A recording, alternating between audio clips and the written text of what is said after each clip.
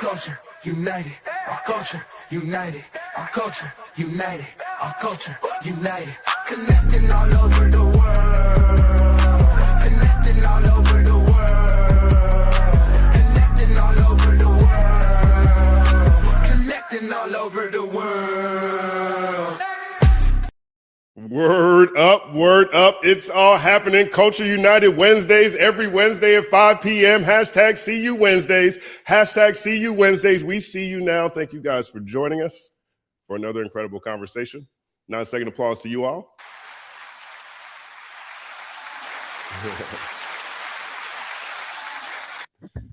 I have fun doing that every time, every single time.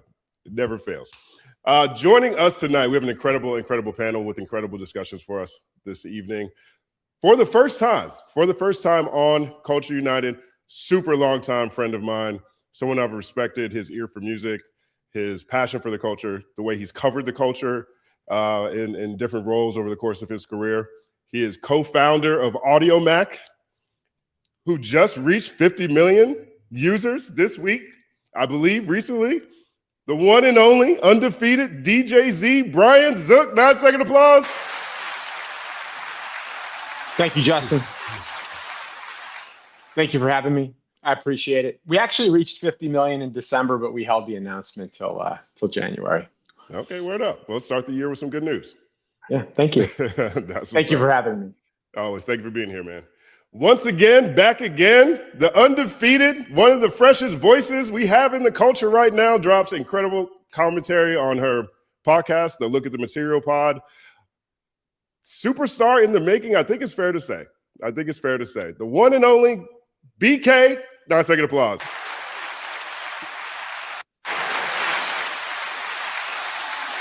You are too kind. Thank you. Thanks for having me back. I'm so excited to be chatting with you guys, Jay and Nolan. I'm always watching your stuff. See, I'm always learning from you on Twitter, like real industry stuff. Yeah. And I'm not familiar with Dee-1, but we're both from Louisiana, so we got a little kinship there. Yes. Happy to be back and excited to talk to y'all. Word up. Thank you for being here again. Joining us again.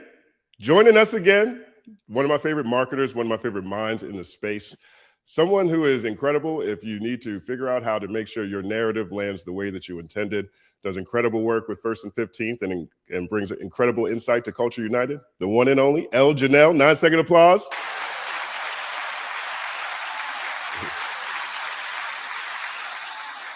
Thank you so much. As always, I'm super excited to be here. I really love this show. I really love Culture United, and we have some powerhouses in the house. Shout out to my girl BK. One of my favorite people to agree and disagree with. Of course, Justin Hunt, and I love Dee-1, so this is awesome, and I'm just looking forward to our conversation today. Word up. Thank you for being here again as well. One of my favorite YouTubers, one of my favorite voices in this space at this point in time. I first got into his channel during 2024. I think most of us were discovered by each other in 2024 in one way or another. But the care he brings to his coverage, his breadth of knowledge, his ability to tackle macro topics, but also the micro, what it means for artists in the music industry, I think makes him extremely unique. I've been waiting for a long time to have him on this show, and I'm glad we finally made it happen. The one and only is Nolan. Jay Nolan, 9-second applause.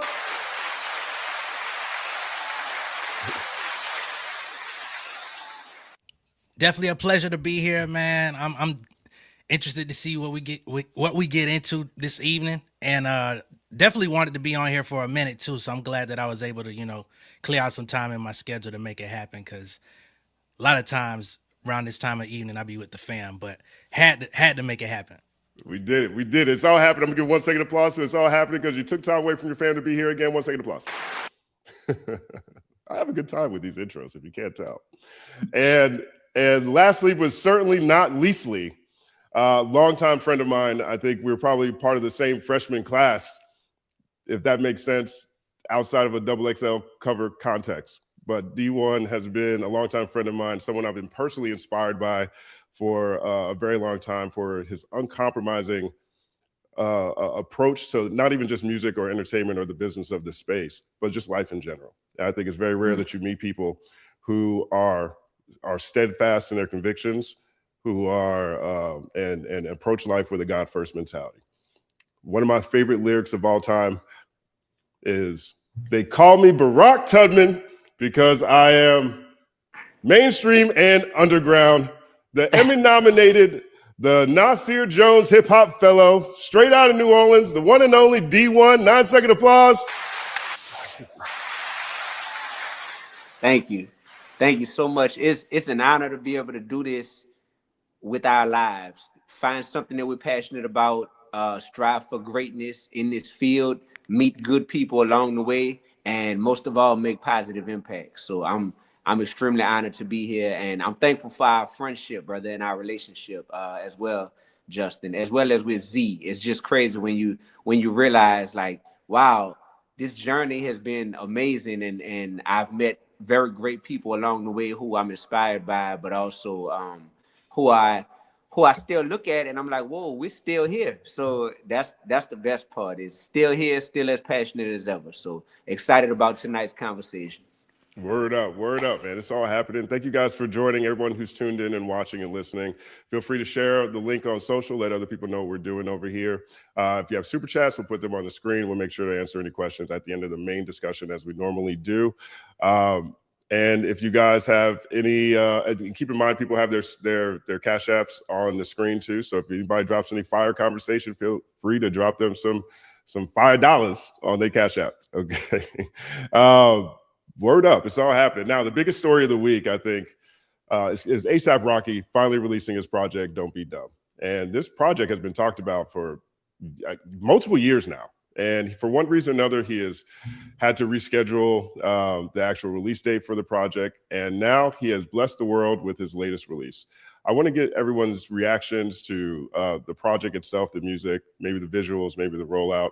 And let's just see whether or not we think this project here has met the expectations for one of the biggest artists of the past 20 years.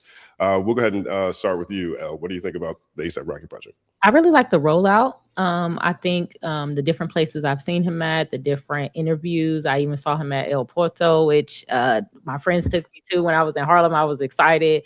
I like the rollout. I like the Tim Burton on the video. I think he's doing a really good job with bringing attention to his project and not really being lazy about it. Like, oh, I'm just dropping something and I expect you guys to show up. I feel like he's putting the right work in. So I definitely love the rollout. I'll give that much. Yeah, I think, you know what's funny is I think my favorite part of the rollout so far is when the video for Helicopter came out and he put in all caps multiple times, "This video is not AI. This video is not AI." Yeah. He didn't want nobody getting confused that this was not AI slop. This is Def Jam Fight for New York. Nolan, what do you think about the project, Nolan?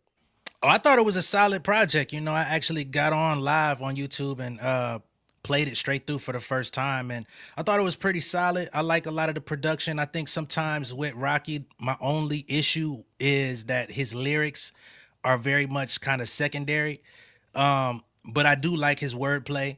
I like his production. I like his whole aesthetic. He's sure about who he is. I think that's a problem with a lot of artists, is they really don't know their identity, and he stays true to himself. So I do appreciate that, and I'm glad he actually came out and dropped it, because I know I was calling him Snippet Man for a minute. 1 second applause for Snippet Man. I think that's one of the things about A$AP Rocky too with me is that I really get into his aesthetic. The presentation is immaculate every time he shows up. I think his ear for beats is top tier, if not is top tier bare minimum, you know. And so I think that with a project like this with so many expectations on it, it's kind of hard to see. Especially with so much time that has been since the last time we heard him. I wasn't sure what 2026 A$AP Rocky was going to sound like. Z, what do you think about it? You know, it's really hard to expect any artist to meet whatever our expectations are of them when it's been 8 years since they last released an album. I mean, the world, let alone the music industry, does not even come close to where things were at, 8 years ago. And so I think, any artist in that position it's really unfair for us to cast judgment even immediately following. That said, artists today love to throw around the idea that they're world builders. And I feel like that's liberally used quite often. but actually in execution, it doesn't happen.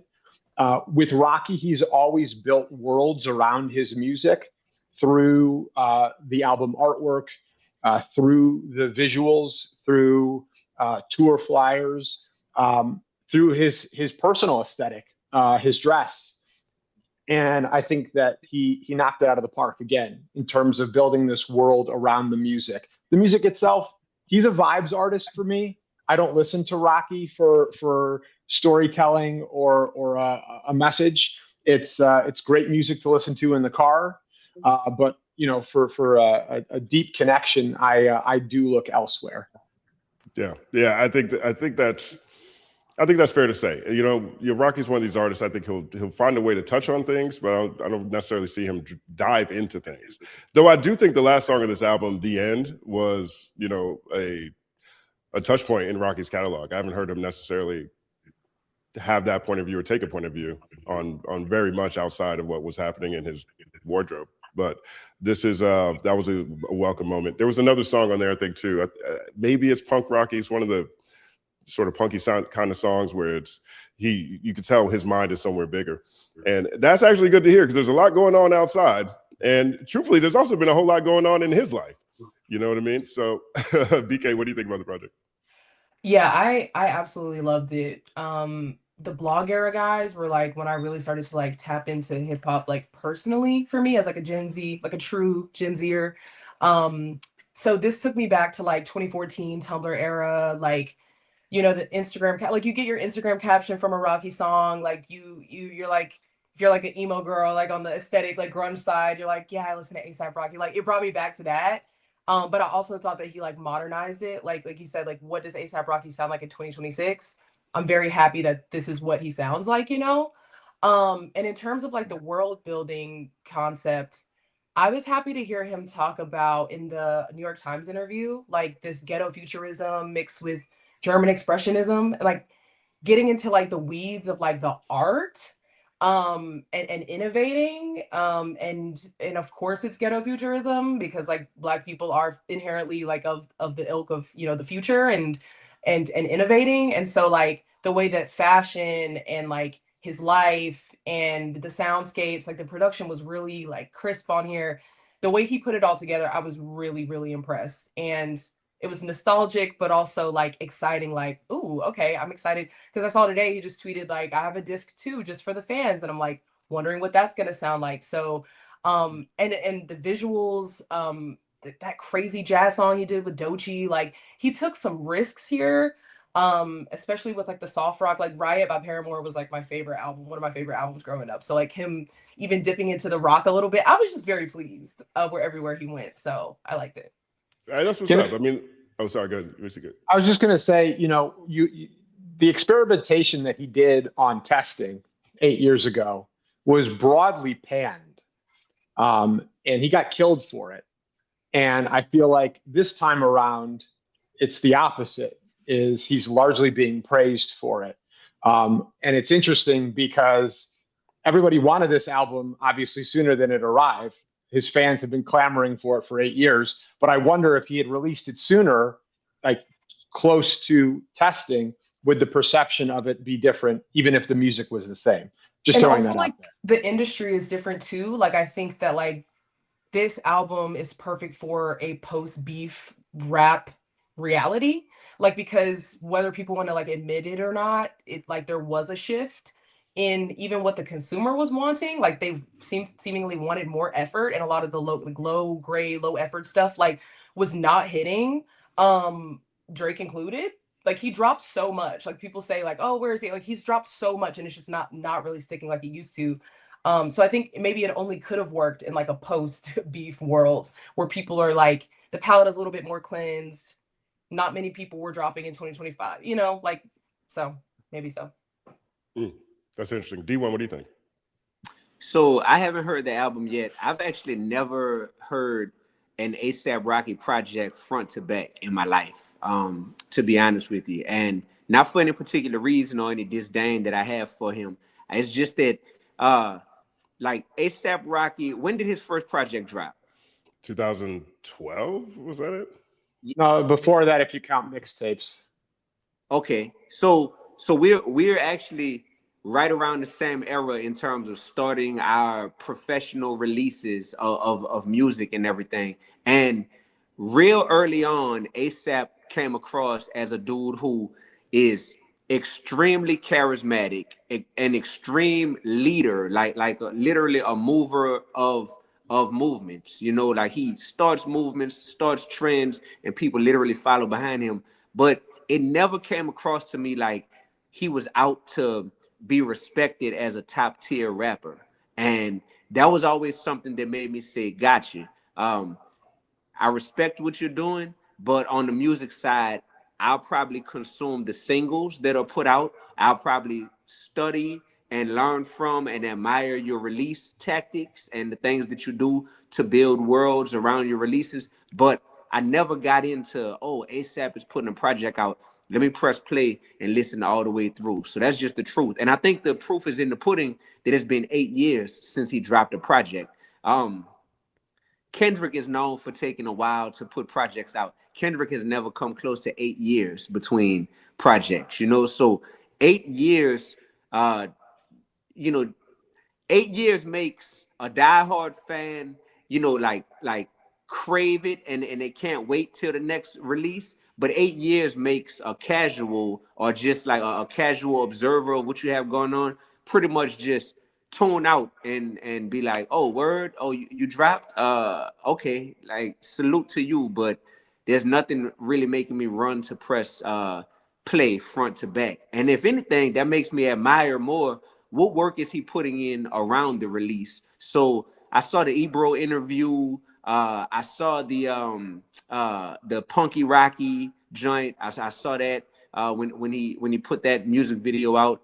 And you know, I saw him speak about, I guess, the joint he has where he's gone at Drake, and it's kind of like, okay, the thing, here's how I feel about rap beef or about friction between artists in hip hop when words are exchanged on records. I feel like it should be all or nothing. And what I received from ASAP Rocky when I heard his interview with Ebro was, hey, it's not really a real issue at all between me and Drake. It's more or less just something where, you know, there's just differences. But I put this out there because I pretty much knew that this is going to be a talking point, a selling point for the project. And I'm just, you know, I'm to a place where that type of approach in hip hop, I would prefer somebody to, you know, either have a real issue with someone that's like a deep seated issue, or man, just keep it to yourself. So, you know, that's what I've consumed so far from ASAP Rocky's rollout. And in terms of listening to the album, yeah, maybe this convo tonight will make me go and listen front to back for the first time in life. So you're telling me that ASAP talking about his song "Diss and Drake" didn't make you go press play, but it was only there for him. Exactly. Didn't work for you. Exactly. Nah, man, we're coming off the heels of Kendrick and Drake, you know, having this unprecedented back and forth. There was like 10 years of tension built up that all, you know, spilled over in the form of all of those songs and everything that surrounded that moment. So now when someone is just like, yeah, it's like earlier this year when it was Joy Badass and I think it was Ab-Soul, I think it was Ray Vaughn jumped in, a bunch of people jumped in, but it was a known fact, hey, we don't really have any issues with each other. Like, this is just, we're on wax acting as if, you know, we're going at it, but really, you know, it's capiche capuche. That type of stuff just hits different when you just come off the heels of seeing people who it's like, whoa, they mean every word they're saying times 10. Open floor. What do you guys think about that? I mean, I think that Rocky has actually pretty good reason to take issue with Drake. You know, now maybe he watered down the energy behind it in these conversations, but we're talking about, you know, someone who has been basically taunting his wife for years. You know what I mean? And so to me, it actually makes sense. Now, I think if you're going to do that, you should do that. That's where I agree with you, Dee-1. You know, I feel like Rocky's kind of like in and out and then using it for, you know, for marketing and then admitting that it's marketing, I guess. But he actually does have an interesting, he's one of the few people that I think, I mean, I guess everybody has a really good reason now that I really think about it, but he has a very good reason, you know, when it comes to his animosity towards Drake. Open floor. I mean, was this a waste? Well, it's interesting. A wasted money? I kind of feel both ways. I feel like if he would have made his whole album about dissing Drake and leaning completely on the battle, I would have thought that was corny. So on one hand, it's like I am a little bit tired of disses being like the main push for projects. And I knew that after this huge diss happened, a lot of people were going to copy, because sometimes that happens when something mega happens like this. People are like, dang, I got to find somebody to diss so people can care about what I'm talking about. So it's interesting how I feel kind of both ways. I do think it's a little lame to let the diss lead. But at the same time, I feel like the way he did it was like, oh, yeah, and I mentioned them too, but he didn't make the diss the whole central thing about the album. And I kind of appreciate that, because that would have been somewhat lazy in my point of view. And it is true that he has good reasoning or whatever, but I think it was kind of tactful the way he did it. But it's interesting that that's the part that I guess the casual listener, even though I'm a casual A$AP Rocky listener, but it's interesting that that's the part that was picked up on. So I guess it did kind of work. Maybe. I mean, I wonder if, was it even necessary, right? I mean, he did talk to Drake on Future's album. I mean, we're talking about it right now. Like, well, I mean, yeah. So it served its purpose. You know, I always like to simplify these things.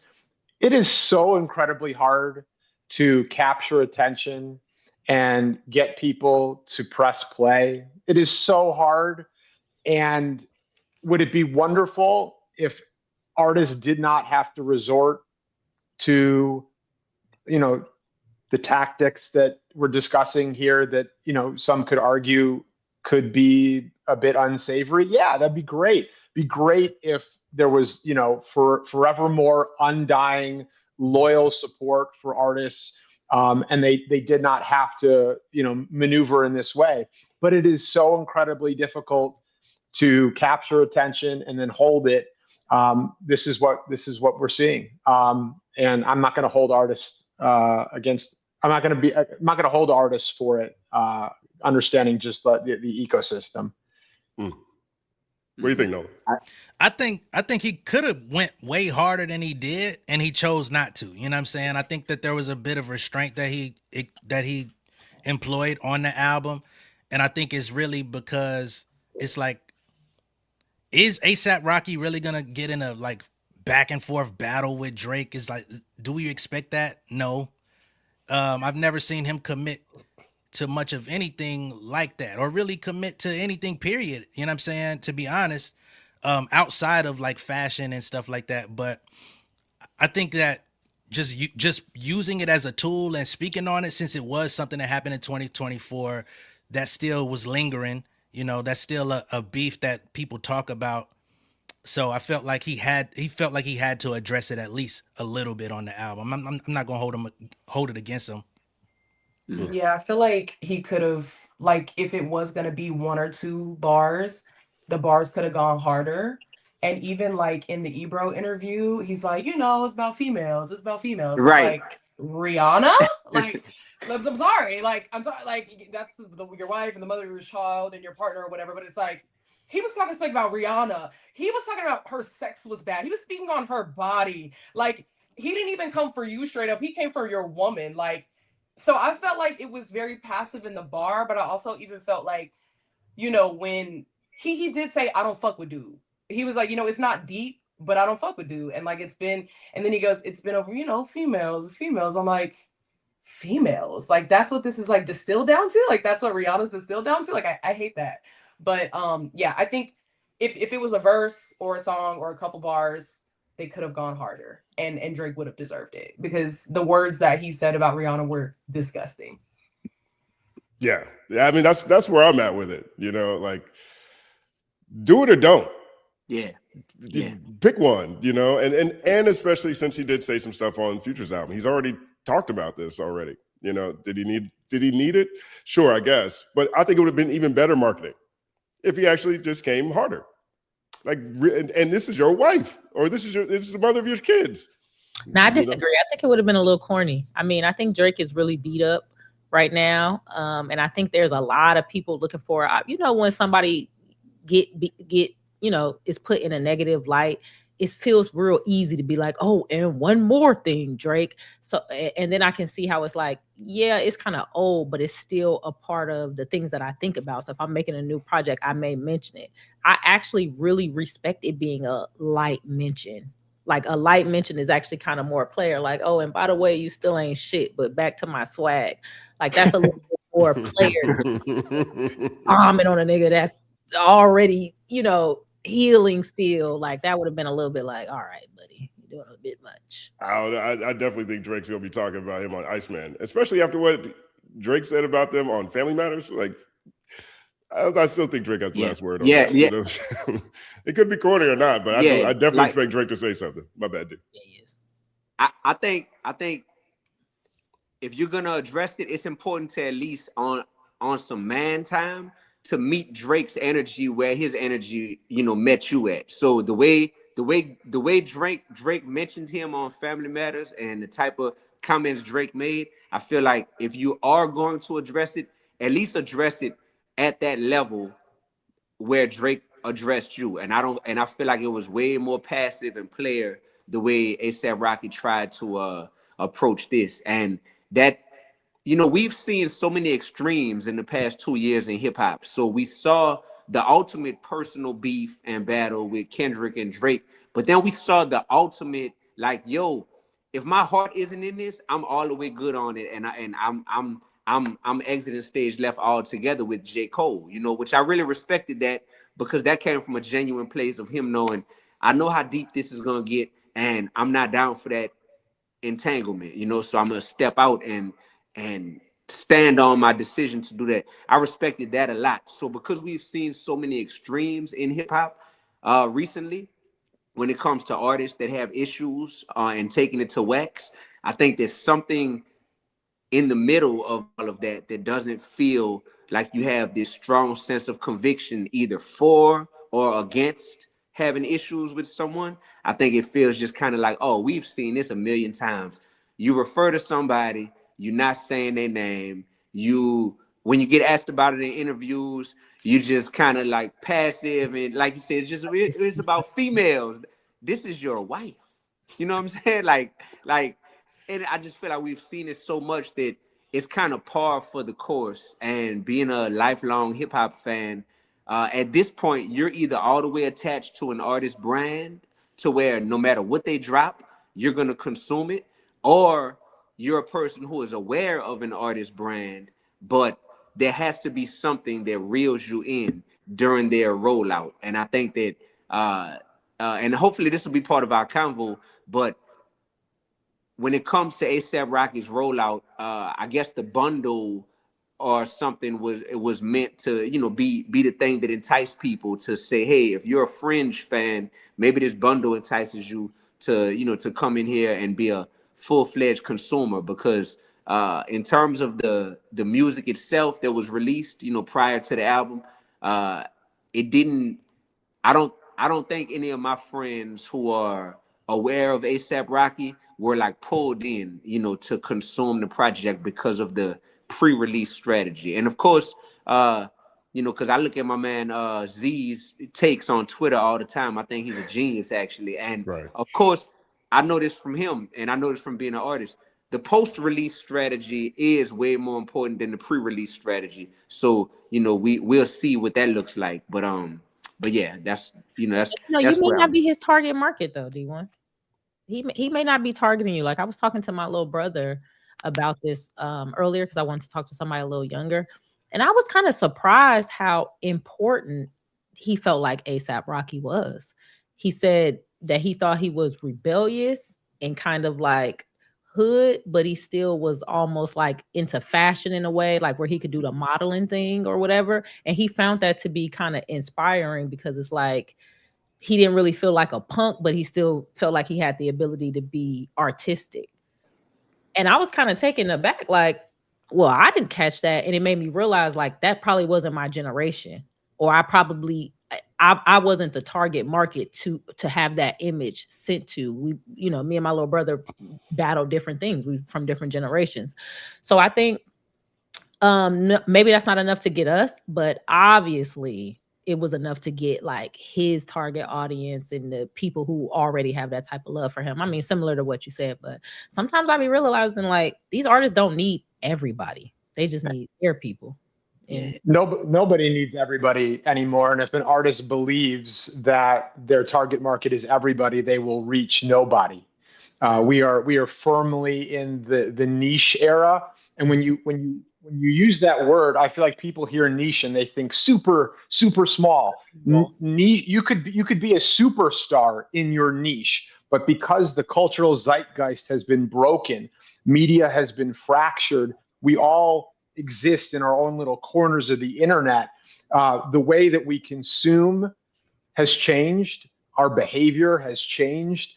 And it takes understanding of this economic reality and the digital reality. And we need to stop. And I say we, I mean, everybody who's existed on this planet prior to the current day in time, we need to stop playing by the rules that were set back in the day. The game has changed, and you can't keep playing the same game. Yeah, I've kind of shifted that way too in my marketing. Like before, everything was get on the timeline. It's all Instagram, paid ads, things like that. And I've really been focusing on building online communities. Like it's a lot of value in, instead of I want to spend hundreds of thousands of dollars on Instagram ads, why don't I spend time building a Discord and kind of paying attention to the data of who are my people, who are the people who are supposed to be in my community, how can I serve them and kind of cultivate a space for them to go where I don't have to pay Instagram to put them in front of all my people. I can go to a Discord and drop the promo for whatever I'm doing and everybody will see it, versus Instagram deciding when will everybody see it. Oh, if we feel like it, oh, maybe if you give us 600, you know. And I've been finding much more success in that. Online communities are the way, even Twitter communities. There's different places, Reddit communities. There's different places where it's like build your castle somewhere in the metaverse and put your people there. And that's kind of the new wave. And it's kind of it's exciting. You know, I have to plug it for a little bit, plug him for a little bit, but that's why Youngboy is so wildly successful. I mean, it is the cult following. It's the ecosystem he built outside of the industry as a result of being blackballed or whatever. And like, if you go back to his old videos, they're averaging 100, 200 million views. But then you come across someone who's never heard, seriously, go look it up. Like, seriously. The 200 charts million? may not reflect, but that online like the cult following, the videos you saw coming from the Massa tour of crying and all, like all that, it really is true that if you build that and your community stuck with him through, like with ASAP, with the 8-year drought, with Youngboy, with house arrest and jail and all this stuff too, like it was like he just dropped yesterday whenever he came back. So that kind of speaks. And Playboy Cardi too, like the whole opium, like I'm definitely on the like grunge hip hop, rock hip hop tip, which is why I really did like Punk Rocky and the other stuff that he did on this album. That community is so strong. Like you will never have even heard of some of these artists, but the community is like word for word, bar for bar, just like hanging on to their every move. It's crazy. Yeah, just a quick note on what both of you said. So Elle, I agree. I think where artists often get it wrong is they want community to exist around their music, but they don't want to be a member of their own community. And in order to get people to buy in, you have to be part of that community. That you want people to galvanize not only around your music, but around you. You can't expect that community to grow and to be fostered while you are absent. On the Youngboy front, I've been on this soapbox for years. So I, as Justin alluded to in the open, I co-founded AudioMac in the US. Youngboy is our #1 artist of all time in the US. His top 2 platforms amongst 18 to 34-year-olds are AudioMac and YouTube. And the reason why people don't understand how large he is because if you look at the Billboard charts, the way that they're weighted discounts and discredits ad-supported platforms. So the impact that he's having on YouTube and on Audiomack is not being felt or seen on the charts, which is obviously a huge talking point every day in the social media discourse. And so this is very much rooted in socioeconomic reality, which is if you can afford a full catalog subscription service like Spotify or Apple Music, the way that the system is built, those streams count greater. They're weighted higher. And so younger Black youth who are appealing to that same demographic are being undercounted. Their impact in the culture and in the space is being undercounted. Wow. You know, Yeah, I that's say like, sorry, but that was like the first hip hop concert that I went to. We were in American Airlines Center, and it was just like a sea of Black and brown people, even on the floor, which you do not see. Like I went to GNX that year, and like the white people in my section were looking at me crazy because I was belting every single word, you know. But who knows why they were even at the GNX concert? But of course, how like global international, you know, K-Dot is. But like that feeling of community, like, and just being among my people and feeling like we could stand on the seats and kind of just like relax a little bit. That was, and I mean, there were like little kids there. There were like Gen Xers there, millennials there, like every demographic was hit. It was crazy. I do want to, Dee-1 brought up bundling a second ago. And, you know, I think there's a lot of opinions on bundling, but I think there's also a lot of nebulousness to what people understand as bundling. Now, when it comes to A$AP Rocky, I'm very curious about this because it seems like A$AP Rocky took a different bundling approach, right? And so for his project, if I'm not mistaken, he made the project available for sale on an app that people pay their rent on. Is that, and anybody correct me if I'm wrong. I'm misunderstanding. That's part correct. So he made the album available through two different platforms. One is his own online storefront. And if you navigate to that storefront, there's about 50 different options, right? You could get the digital download. You could get the album on CD. There's various vinyl variants, not as many as Taylor Swift, but plenty. And then they have merch bundles where you can get either a digital or physical copy of the album along with some piece of merch. Through the rules of Luminate, which is the party that does all of the counting for Billboard, all of the merch has to be sold separately and independent of the actual music, which exists on this storefront. In addition, he partnered with a rewards platform called Built, which you can use to basically build credits that can be applied toward rent or HOA. It's really important to note that for a sale to count, it has to be pre-approved with Luminate.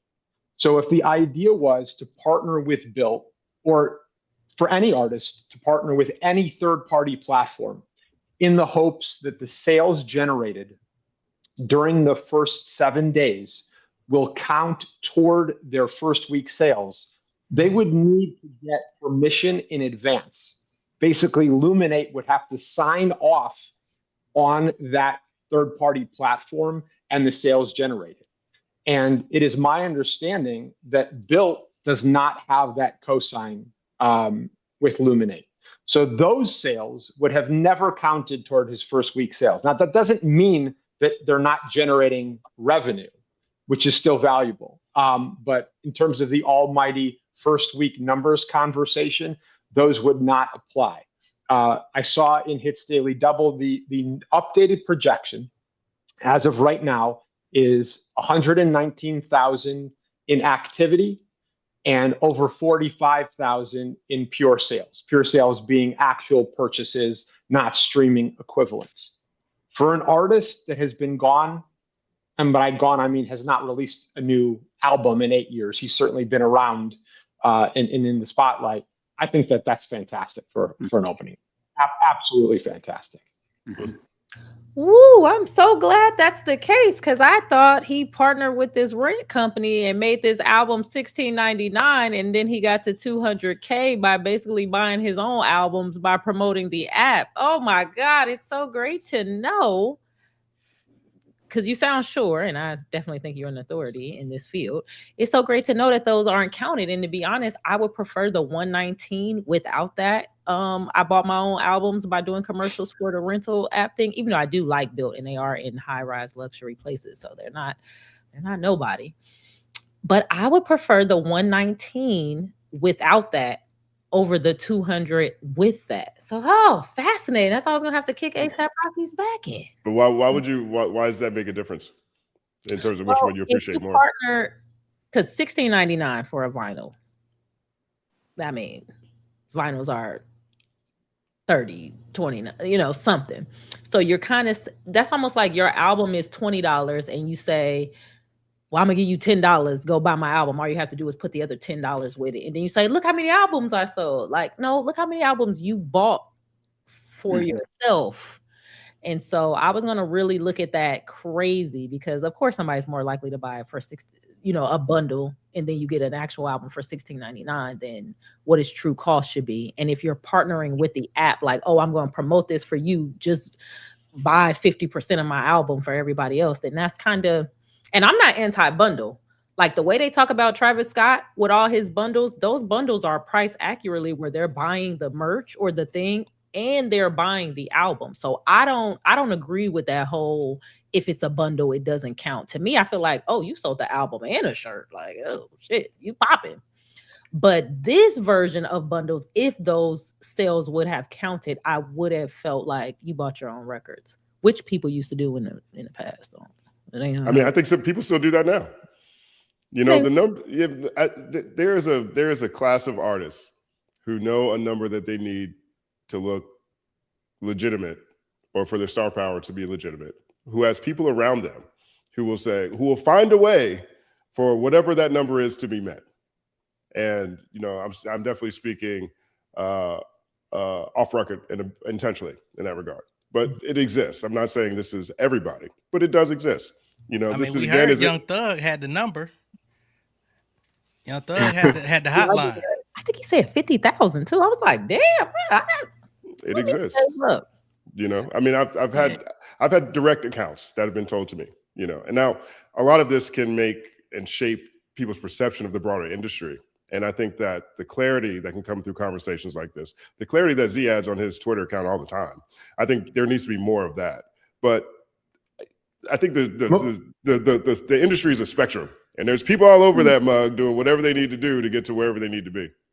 Most people who understand how all of this works don't feel comfortable talking about it. When we have the conversation around gatekeeping in this business, most of it is gatekeeping knowledge. It's gatekeeping pertinent information.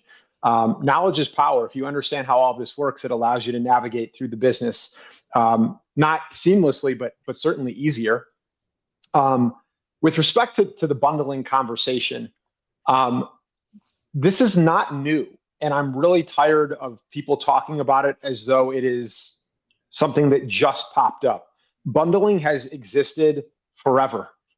Bundling existed back in the day. Merch was sold in concert with physical vinyl. You'd have T-shirts that were attached to box sets of CDs. There was an overcorrection when we entered the digital age, and it might be funky to hear someone who co-founded a streaming service saying this, but like there's too much of an emphasis put on stream only, and we got too far away from direct to consumer.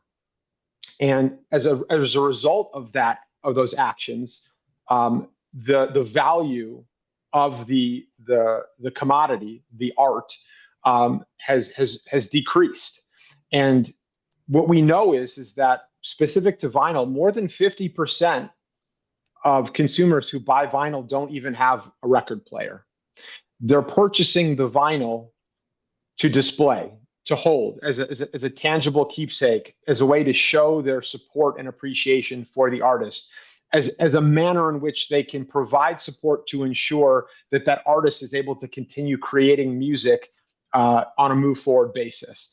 And so this idea that streaming is the be all end all is not rooted in what is best for the artist. What is best for the artist is to be able to provide a broad offering that is inclusive of multiple formats and mediums where you can hit your audience wherever they are.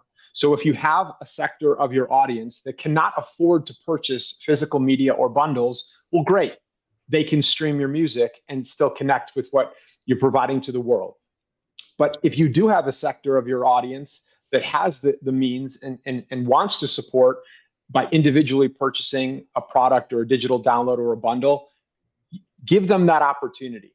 And if an artist in today's climate is not offering bundles, they're leaving money on the table, and they should not do that. Absolutely. Real quick, I want to ask Nolan and Dee-1. We have two MCs, two artists here on the panel.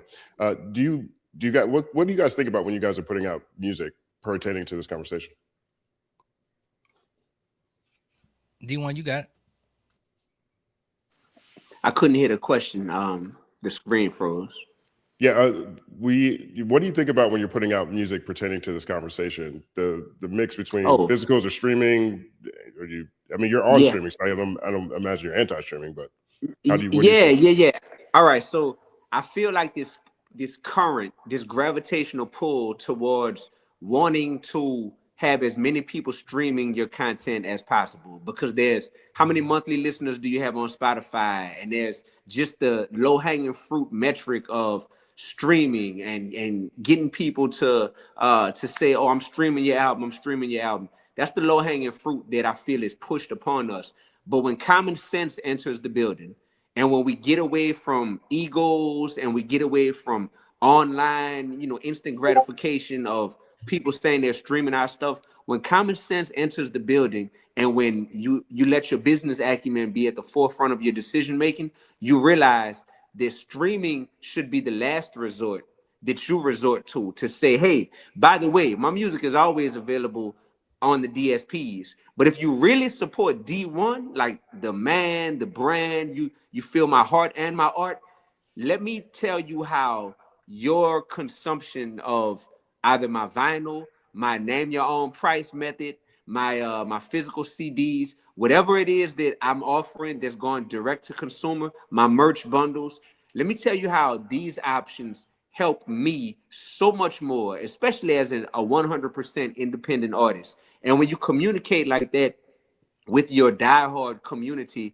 who really wants to see you win and see you have longevity, then it becomes something different to where it's like, oh yeah, by the way, in addition to all that stuff, you could always go stream it on Spotify. You could always go stream me on Apple. But if you really want to know how to support me best, I have so many fans who say, D, what is the best way to support you to where financially you receive the most upside from my purchase? Is it iTunes? Is it going on your website, d1music.com, and naming my own price to get the album? And the fact that you have a segment of fans who say the music is important, but supporting you is more important, we have to offer them something. If not, we are allowing ourselves to just relish in, hey, I got X amount of monthly listeners on Spotify, and that is a vanity play that makes me just feel good as an artist. And too many artists are falling victim to what feels good from a vanity standpoint and literally making it much harder for themselves to have a profitable album release. Because yeah, when you offer all of these bundles and name your own price options and vinyls, you are making it way easier to have a profitable release. Facts. Yeah, and for myself, go ahead. And for myself, my last project was 2023, Southside Nolan. What I did was I released the sale of the album before I even put it on streaming. So like 30 days, you could purchase the album before you could even stream it. You know what I'm saying? I had 2 different release dates. And then once I was able to get the shipment of like the physicals, I had CDs, and like that was around the time that I was starting to like really get integrated into YouTube. So now, as I've been building my audience on YouTube, I'm utilizing the fact that I'm dropping 2-3 videos a day, which is like me marketing myself. So now I utilize that to also plug my music and let people know what's going on with me. My intros to all my videos are me rapping, and then we get into the subject matter. I end each video with a song, you know what I'm saying? So it's like you get to know me as not only a commentator, but also as a practitioner in this art form, you know what I'm saying? So that's definitely helped yield more engagement towards my music as well. Yeah, yeah. I if I could, I like to say that in the year 2022 is when I began releasing all of my albums. Every album that I put out, I offer it first as a name your own price option on my website, DEE1music.com. On Dee-1music.com, I offer a name your own price release, and that comes before it hits streaming. It may be 3 weeks before streaming, it may be 2 months before streaming, but I make sure that that's there. When I saw that I make way more financially by doing that, because man, there's so many good people in the world who like they connect with us 365 days a year on social media platforms. So they're like, hey, when you release music, like Hip Hop Parade, I love when you release new music, but I am bought into the person. I am bought into the person that you are because I connect with you on a daily basis. Your content, your Patreon, your like just everything about who David is, not just Dee-1 the rapper. So when I realized that there are people like that who want to support me, I was like, yo, I'm going to release like this for the rest of my career and put the music out for the ones who truly want to support me first, give them exclusivity, allow them. I did personalized voice memos for everyone who got my album, you know, the direct to consumer method and named their own price. I did personalized voice memos. I remember I sent out like 1,000 of those things. It took my whole Thanksgiving week for me to record all those voice memos for everybody the first time I did this. And man, it's so empowering to feel like, oh, there's no more gatekeepers that can prevent me from having a direct, long-term relationship with my fans. And man, that feels so great, because I've experienced being signed to a major label where when I left that major label, I had zero data. I had zero email addresses. I had zero phone numbers. I had zero, and I've charted top 10 on Billboard with albums, with EPs. I've debuted #2 in the world behind Eminem on the iTunes charts. I've done, you know, different industry metrics that say like, whoa, that's cool. You did top 10 Billboard, #2 iTunes, but man, zero data, like that stuff leaves you feeling just like a person who has a bunch of expensive jewelry on and you're like really popular, but you're in a place where you're like, wait, why is everybody walking past me? Like, y'all don't know who I am? Like y'all don't know, why is nobody looking at me? And that's how it feels when it's like a lot of people know me, but I don't have the ability to contact any one of them directly. So the name your own price method, the building your own community method, man, I've been doing that for going on 4 years now, and I'm excited to continue to innovate, you know, different ways to do that and incentivize people. Because I'm gonna end by saying this: there are great human beings who exist in the world, and it's so gratifying and humbling when you realize, wait, these people want to see me win, no strings attached. So the least I can do is give them real opportunities to truly see me win. And that comes in the form of merch bundles, exclusive offerings, Patreon, name your own price before it hits streaming. Streaming is the lowest level of, sure, you can go get my music there as well, but I got all these other ways. And yeah, like it makes it fun too. It makes it fun, man, because I mean, so much about this industry on a daily basis will constantly reinforce what level you are not on compared to the major artists, you know. But when you have your own community that you're like, my community, I'm Jay-Z to my community. I'm Kanye West to my community. Hold up. Oh, 1 second applause. Yo, how long were those voice memos? You did 1,000 voice memos. How long? What were you saying? Give me an example of a voice memo. How long were you going? Culture United. Yo, Justin, what's up, my brother? This D1, man. I appreciate you for getting my new album, God and Girls Part 2, exclusive. You got to name your own price, bro. And regardless of what you paid, guess what? I know it came from the heart. So thank you, brother. Be blessed. Enjoy the music. Just know I got much more on the way. And I want you to know how much it meant to me, all right? Love. Bam. That's fire. 1 second applause. I almost got emotional hearing that. Yeah. And you know what? What I love about that approach is all it did was cost you time. That was the only barrier that you had to cross in order to do that. And artists always feel like, well, what's stopping me from doing what I want to do to market my music is this budget that I don't have access to. And these imaginary funds, that this idea that if they just fell from the sky, you'd be able to do everything that you needed to, where you just picked up the phone that you already had in your pocket and you made it happen. And that's incredible. Word up. 1 second applause. Now, one of my favorite stories over the past year has been Dee-1. Dee-1's actually been one of my favorite stories, right? Wow. You know, like Dee-1, from Watch the Party Die to the release of Call It Like It Is, to his project Hypocritical Hop, and to me, the song itself, Hypocritical Hop, I think is one of the strongest I've ever heard from Dee-1. Like, I think it's a top 5 Dee-1 song. As it closes out the project, if you haven't heard it, punch yourself in the face. It's amazing. But the concept of Hypocritical Hop and the way that Dee-1 is always cracking the zeitgeist by calling it like it is, essentially. Yo, can you break down what Hypocritical Hop is? What's that term mean for people who aren't familiar? Absolutely. It's the enemy of hip hop. I thought about it. I said, man, everything in life, especially things that are great, they always have a polar opposite. So you have hot, you have cold, you have heaven, you have hell. You know, you have good, you have evil. So I was like, we have hip hop. Hip hop is amazing. So I was like, what is the enemy of hip hop? What is the polar opposite of hip hop, to where it mirrors hip hop in certain ways, but it's clearly far, far removed from the heart of what hip hop was meant to represent. And this comes with my time as a fellow at Harvard University, as a hip hop professor of hip hop.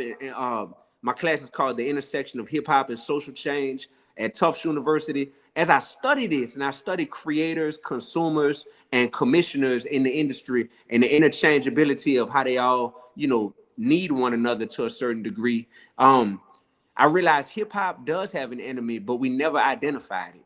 And I just gave hip hop's enemy a name called Hypocritical Hop, because Hypocritical Hop mirrors so much of what we love about hip hop. It's the music, it's the beats, it's the energy, but there's a spirit of selfishness. There's a spirit of negativity. There's a spirit of glorifying the same things that will make us cry and lament the fact that they're happening in real life, but somehow we get around to glorifying those things happening in music. And it's entertainment when it's happening in music, but when it happens in real life, it's all free this artist, free this one, or it's all rest in peace this one, pictures on a t-shirt, oh, we need to stop the violence. So I realized that no one had ever come up with like the term for what we call this stuff that is oftentimes plaguing the culture, you know. So Hypocritical Hop was me saying, if you got heaven, you got hell. If you got hip hop, you got Hypocritical Hop. And now let me make music that actually in an entertaining way, but in a very common sense type of way, makes people say, yo, that's true. Why do we cry when rappers die, but we love when they glorify murder when they're alive? Why do we say that we love one another, then turn around and backstab our brother? Why do we claim that we cherish our sisters, then disrespect them and call them all? Why do we cry when rappers die, but we love when they glorify murder when they're alive? And these are the type of questions I posed to the culture and throughout the album. So Hypocritical Hop became it became something where when Kendrick Lamar shouted me out on his song Watch the Party Die, I knew for a fact at that point that a shift was happening in the culture. When the biggest, hottest rapper in the entire world is saying, yeah, I might be the biggest, I might be the hottest, but I hate what's going on culturally right now because y'all have taken it and turned it into something it was never intended to become, to the point where I would like to see some of y'all permanently exterminated. You know, like I'm that mad and upset. When I saw that, and when I saw things that I've personally gone through in the past 2 years, having very public feuds with like Jim Jones and Rick Ross, and at a time, you know, Joe Budden and whatnot. And I realized it's just these guys being upset that I am speaking about the fact that, yo, at a certain point, if we really step back and say we have grown and matured as people, but if our content hasn't grown and matured at all, then, you know, what do we do to reconcile with that, to where you're 50 years old and you're still talking about the same topics in the same exact way as you did when you were 20? And, you know, me just bringing that stuff up and realizing that a lot of people were like, hey, you might be impacting my bag. You might be impacting my revenue right now. You need to shut up. I don't like you. I don't want to hear any more from you. Realizing all of that made me say, yeah, I'm going to make this album. It's called Hypocritical Hop. But more importantly than that, I'm going to go on a run to where I educate the culture about what our true enemy is. The enemy is not Drake. The enemy is not the East Coast, the West Coast. The enemy is not any females, Sexy Red or anybody like that. No, the enemy is any person in the culture who is creating hip hop music or a part of the culture, allowing greed, selfishness, negativity, and evil to infect them and literally permeate their spirit and impact how they choose to use their platform. That's the enemy that we're facing right now. So that's what Hypocritical Hop is. 1 second applause. Damn. Fire. I wanted to ask you a follow-up question on that though, because I remember what Joe was saying, and I didn't understand it to be like shut up because we want to do this evil thing. I thought his argument was kind of similar to what you said about doing things for marketing. And I think the way he processed it was like, hey, you're kind of just picking and choosing different rappers, of course, where they feel like they're trying to tell their story. This is what they're used to. So they feel like they could have some negativity in it, and you're kind of using this as a marketing plan. So what say you to that in comparison to how you was like, it'd be kind of corny to make it all about beef. Like, tell me what you think the difference is when it's like, you know what I'm asking?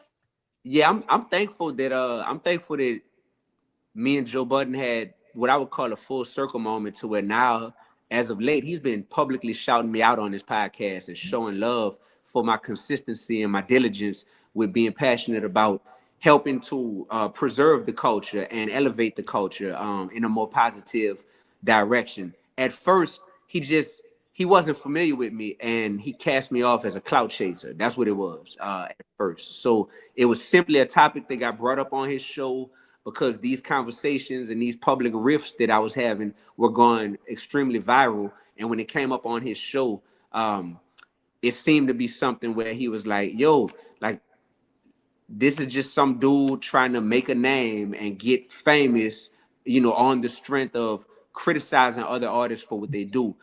People like Justin and people like Z would know that, shoot, way back in 2010, the first song that ever even got me on the national radar was a song called J50 and Wheezy. And in that song, that was the big three at that time, by the way. In 2009, 2010, Jay-Z, 50 Cent, and Lil Wayne were the equivalent of the big three.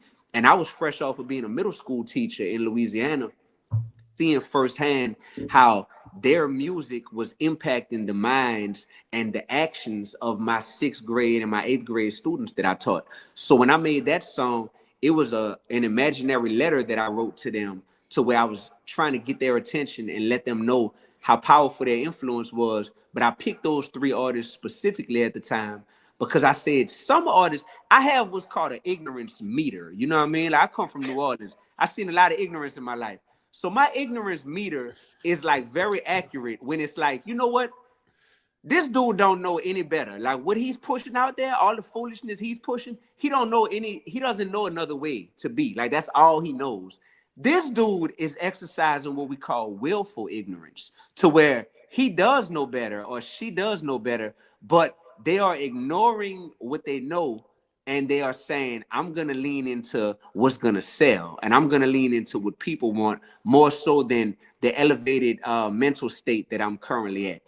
I felt like Jay-Z, 50 Cent, and Lil Wayne in 2009, when I first wrote that song, all knew better. And that song went viral back then. That's, you know, the equivalent of going viral back then was, it's popping on Twitter. It's on World MTV Star. Jams. It's Shout on out World to Star. Tuma Basa. It's on World Star. World Star. Right. World Star.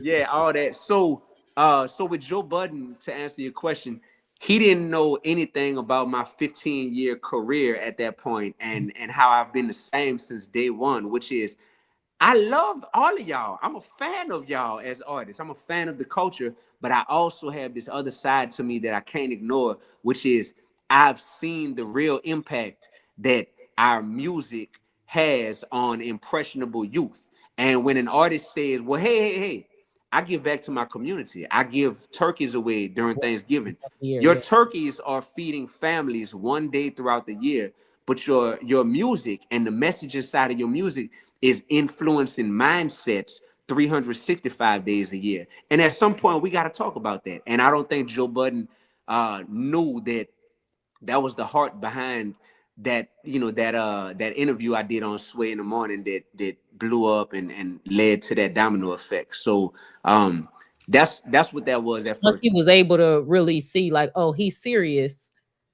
He saw that I was serious. He saw that I was consistent. He probably just did a Google search and was like, oh, never mind. This isn't a new artist who's just trying to get on. Like, this dude has done a lot. Which speaks to Z's point about how niche the game is nowadays, to where that was the moment for me to literally live in the skin of D. You've had at this point a 15, 16-year career. You are extremely successful in a lot of ways, but you are a stranger to certain people in the culture, and they don't know who you are, and they don't give you any credit for the past decade and a half of your life and everything that you've done. But to your audience, you are like, your music has literally raised generations at this point. You make people cry when you see them. And I was like, whoa, we have less global superstars at this stage in hip hop, and we have more of like, hey, to this segment, this person means everything. But to this segment, they don't know who that artist is. So, you know, I experienced that firsthand. And I think Hypocritical Hop is something where, with the F the Streets movement that came about, you know, at the end of 2025, with seeing... Is that still moving? Is the F the Streets movement still moving? I feel like I don't see anybody saying it as much the same way. Is there anything? I mean, I don't mean to cut you off, but you brought it up, and I do think it's related to this topic. I think the F the Streets movement stands right here. I think all the artists who initially jumped out and said F the Streets, 21 Savage, Young Thug, Pooh Shiesty, G Herbo, YFN Lucci, whoever else it was, I think that after reality set in, some of them are sitting back thinking, wait, does that mean that if I glorify street activity moving forward in my music, that I come across as a hypocrite at this point? Does that mean that the public is going to look at me like, you lame, we don't believe you anymore? And the answer is yes. So I am on a mission right now to make sure that that fans will publicly hold these artists accountable who came out and said, like, they had a moment of clarity. I feel like those artists had a moment of saying, you know what, bro? If I'm being honest, I am really tired of all this street stuff. Like, for real, we come from that, but we graduated from that. We living in gated communities. Our kids are in private schools. Man, F the negative aspects of the streets. Not F the people, but F all that traumatizing behavior and what comes along with it. I feel like they said that, but now when their homeboys get in their ear and when their fan bases get in their ear, some of them are going to struggle to be like, wait, how do I go in the studio and make music that isn't glorifying street activity? And my answer is, I've been yelling this all along, guys. You can still talk about the streets, but there's a difference between narration and glorification. So narrating what a lot of us come from, narrating the street life and what you've seen and experienced and whatnot, that's one thing. But glorifying it, like I'll go on record and say, when I heard 21 Savage's last album that he just put out, What Happened to the Streets, I'm like, okay, for the most part, there's a lot of glorification of the streets on that album. That is what we want to steer away from moving forward, because the glorification, while it may just be entertainment to adults who are just like, yeah, like these lyrics don't really matter to me either way, I know firsthand that there is a segment of people who are consuming these songs and these albums who they're like, yep, this is the soundtrack to a lifestyle that I am literally living right now, or that I am at a crossroads and considering leaning into more, you know? And I just feel like those artists need to be held accountable by the fans. Like, fans have to come out and tell these dudes, y'all are lame if y'all continue making this type of music. I want those artists to feel like they're letting people down if they go back to glorifying the streets, because I know that they can all do better, and I know deep down they want to do better, but peer pressure is a mug. Can I respond to one of the comments that I saw a second ago while Dee was explaining artfully and thoughtfully? Someone wrote, the music executives don't want that. This is such a commonly held belief that the record labels, I'm generalizing here, are largely dictating the subject matter of their signings or having outsized influence over it. The way that the industry operates today, the artists are creating completely independent of the label, and they are just turning in a finished work. And the label is either choosing to or not to release that work into the wild. But this idea that they're being pushed in a particular direction to make a particular type of music, when the data tells us that over the past 5 years, consumption of street hip hop has decreased, suggests that you probably don't know what you're talking about. So anyone who's listening who thinks that music executives are trying to push artists in a particular direction, that's not what's happening by and large. Artists are creating completely independent of their label, and then they're turning in their work, and then the label chooses whether or not to release it. I mean, I think that's absolutely correct, and that's definitely what the data shows. I also think that there are pockets of virality that people within labels, A&Rs, for example, will say, in this case, just as an example, if they see something that's blowing up on social, they'll go ahead and try to sign it, try to turn it into an artist, or try to turn it into something. And a lot of times what's showing up and going viral on social ends up being the most depraved things that are happening in society, no matter what we're talking about. And so whether or not the execs are doing this, I think the metrics for success allow for people to be like, yo, homeboy just got out of jail, got shot 3 times. He got a lot to say. Everybody's looking at his socials crazy. Let's go ahead and sign him. Let's see what we can do with it. Or people acquire songs, right? Like there's a song that blows up, label comes in and says, yo, we want that song. What else you got? And the rest of the things they have tend to be in that direction. I 100% agree that it's not as hands-on, yes, no, as people I think it is. But I do think what that comment probably is a metaphor for was days gone by, and you know, it can be substituted in this environment for a lot of the A&R is really just discovery, or a lot of what's happening with a lot of these artists is turning more into acquisition. And a lot of the things are coming from how popular people can be, or their ability to show that they have some sort of audience to some degree. And that tends to be what crazy stuff people are doing online to get a buzz. Yeah, I think that's fair. Go ahead. No, yeah, I definitely agree. I was you worded it perfectly. I was like, I'm sure they're not standing there and saying, "Hey, do this drill music," but there is kind of a unspoken influence, especially with the super hyper focus on numbers, where a lot of the times now, I think I just saw the actors talking about this, where they say they're not even looking for the best trained actors. They want to see what your social media following is to decide whether or not you get the role. So it may not be a direct, I understand what you're trying to point out, like this idea of this boogeyman music exec that's telling you, hey, more murder or you're dropped from the label. Right. I'm sure that's not the case, but I think if there's some influences in different ways. Hey, we want you to hit this certain number. Look at these other people hitting this number, and then you go look at how they're doing it, and they're doing a specific thing. So just those 3 or 4 steps can influence a person. I also think it's similar to what Dee-1 was talking about how like certain rappers put out a certain type of music and they may say, hey, I'm just telling my story, but they don't understand how it can influence or they act like they don't understand how it can influence the youth. Yeah, you may not have told him to go do that, but he's picking up cues from you that puts it in his mind that it may be a good idea to act this way.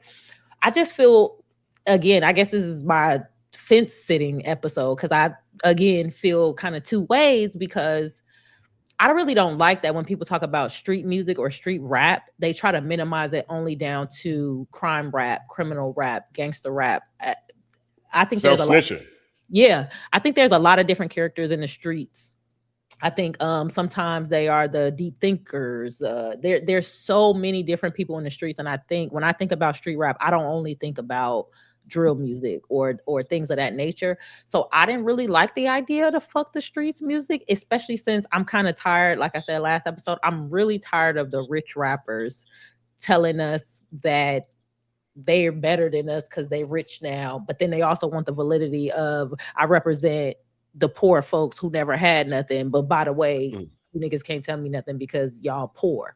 Yeah. So that has been bothering me anyway. So I felt like it was kind of weird for them to come out and say, fuck the streets. I thought so too.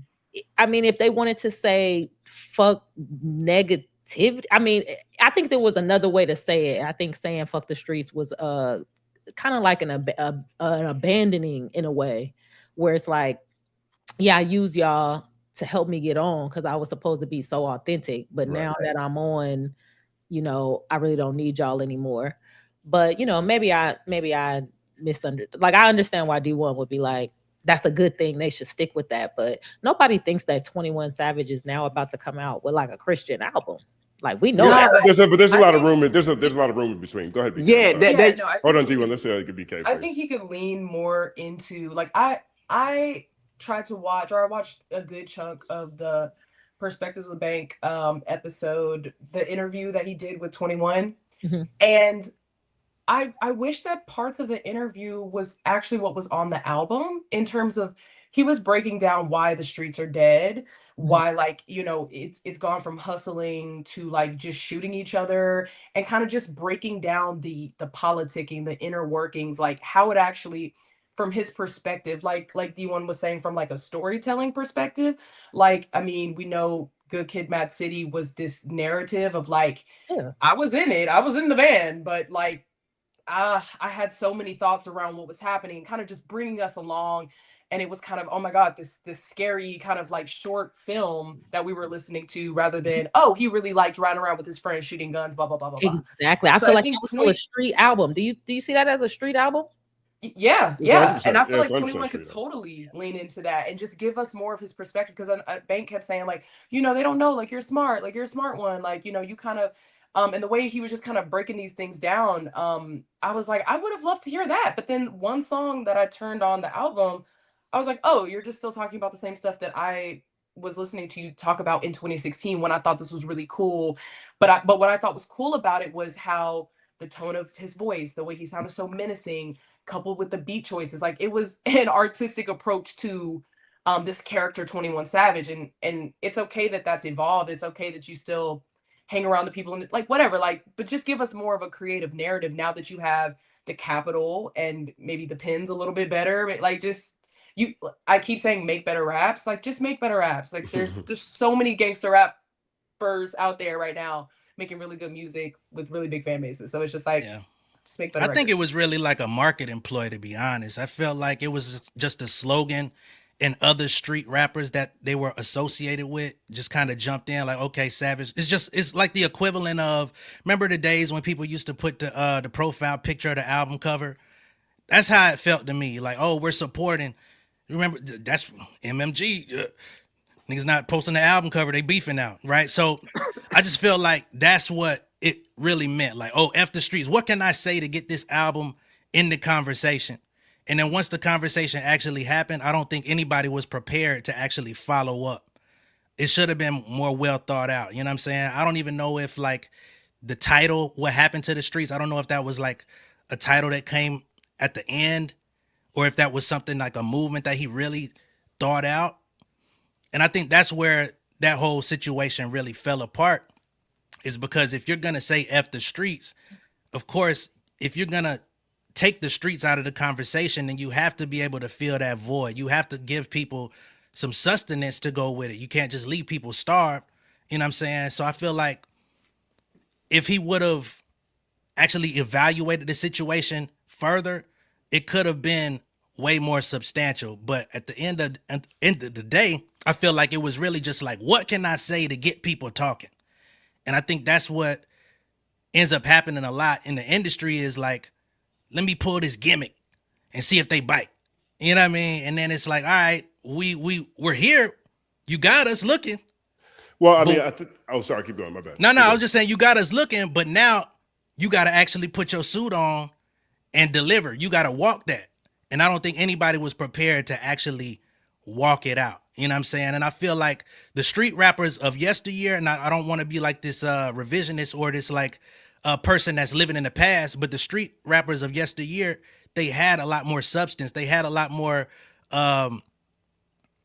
love for the craft of actually rapping. You know what I'm saying? Like, if you call Scarface a street rapper and that's all you got from him, you weren't really listening, right? If you listen to DMX even, and he has some of the most egregious rap lines, but the album was still filled, right?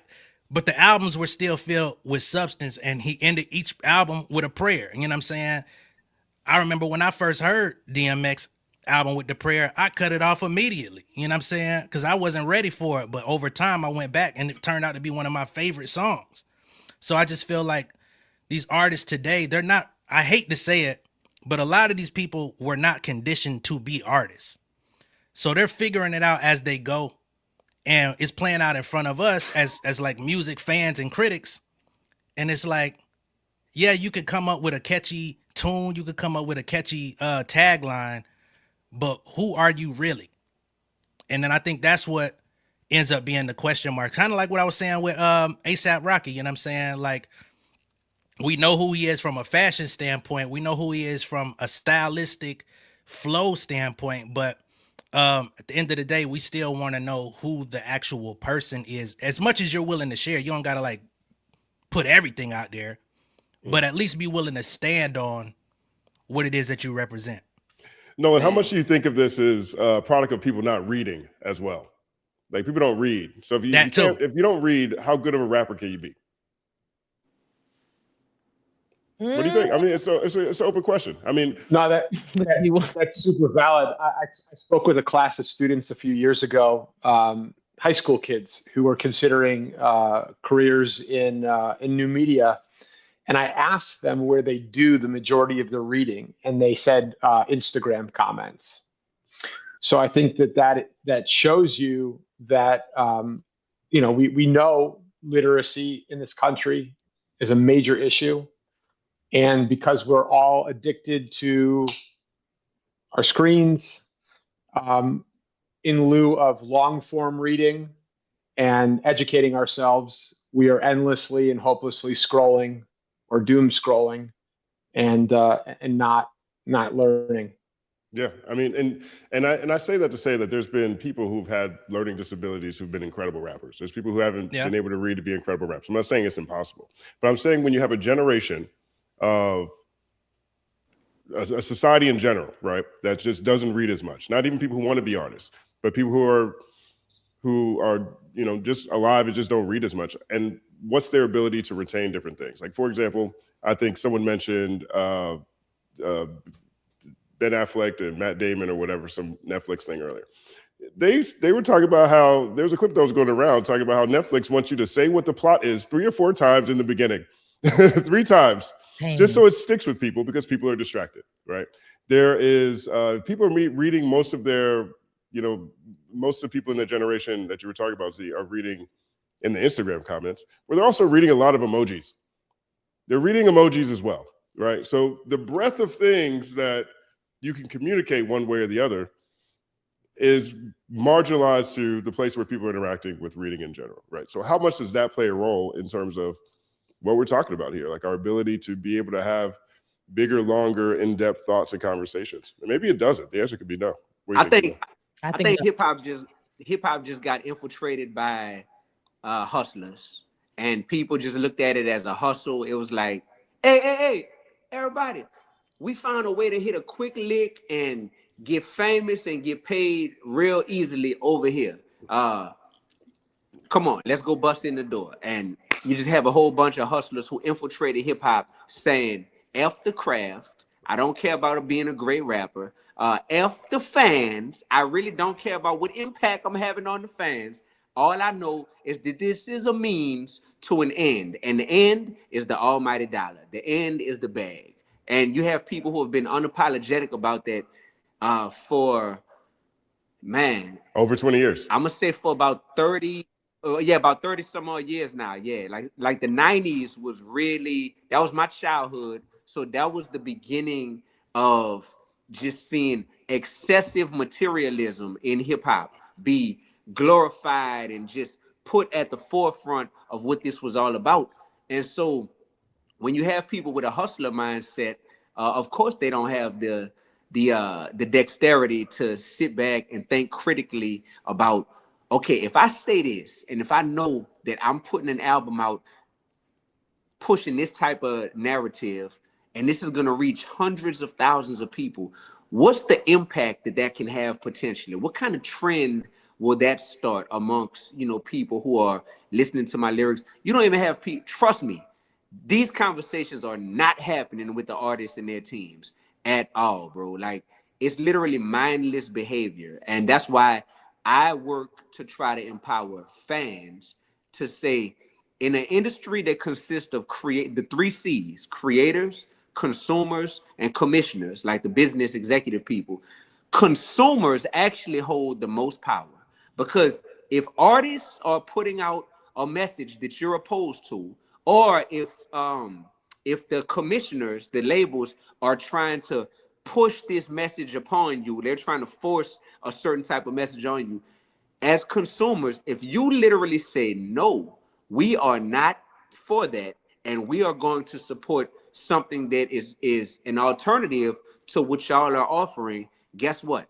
The artists, as well as the consumers, will end up saying, whoop, the fans want A, so we got to give them A. Oh, wait, the fans changed their mind, and now they want B, so we have to give them more of B. Like, the consumers hold all the power, and I work like tirelessly to try to get consumers to realize how much power they truly have and not just be mindless, consumers of whatever is pushed upon them. Because, yeah, man, like, don't become a fan of whatever the algorithm just pushes your way. If you just put a little thought into it, we do it when it comes to food.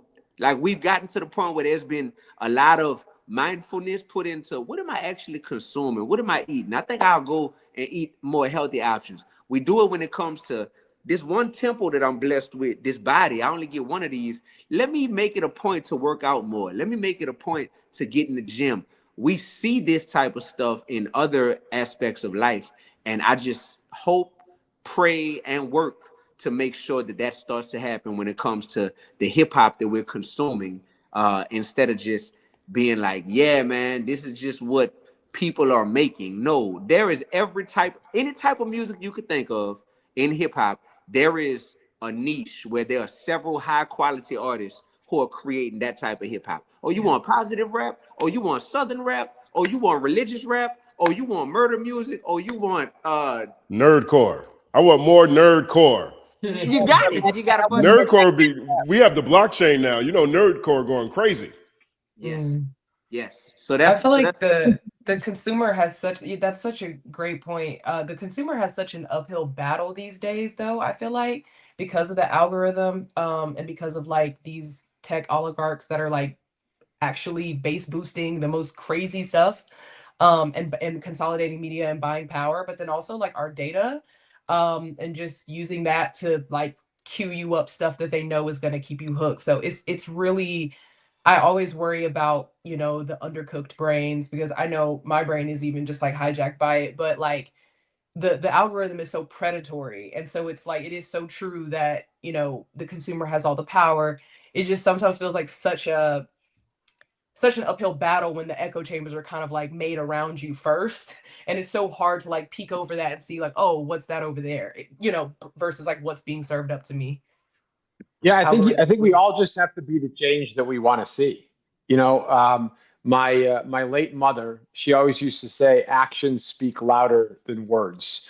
Right? We could openly complain, you know, till the cows come home on social media about, you know, the state of the music industry or the state of hip hop or the state of fill in the blank.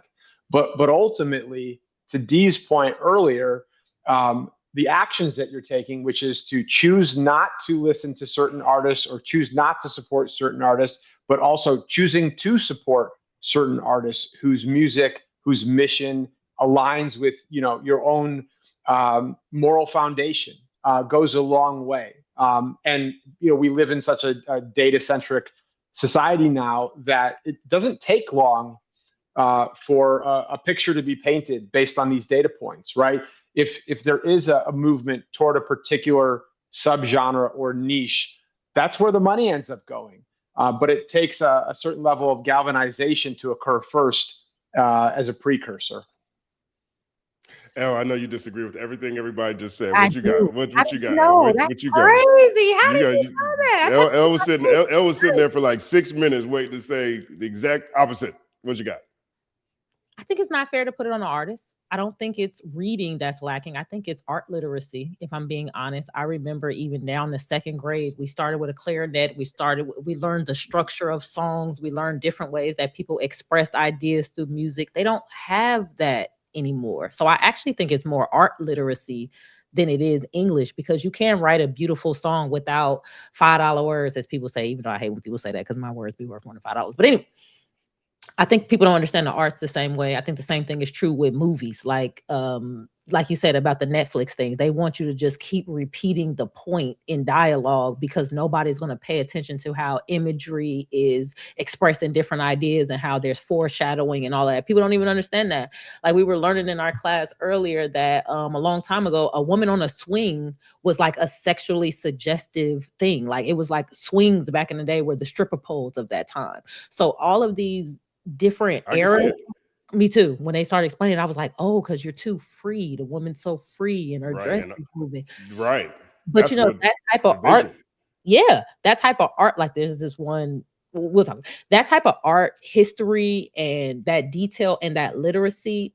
I think we had that early on. I know we did art, music, and all of that very early on in school and throughout school. Like it was an important thing, and I was very surprised. Like with my son, how they started to kind of defund that. Yes. And I think that actually is what led to the offbeat, flaccid, terrible music, more so than the reading itself. Even though I'm not saying reading is not important, I'm a reader, always been. I definitely think reading is important, but I think people don't understand art in the same way it did before, when we were able to get the really big, great records, because I think music was different. Now it's almost like the crazy cousin of the ringtones. It's almost like we're just trying to make a sound that makes us feel something. Like when people talk about the addiction of being on social media, I really think it's a gambling addiction. You're gambling with the idea like, hey, if I pull this one more time, maybe I'll feel something. Social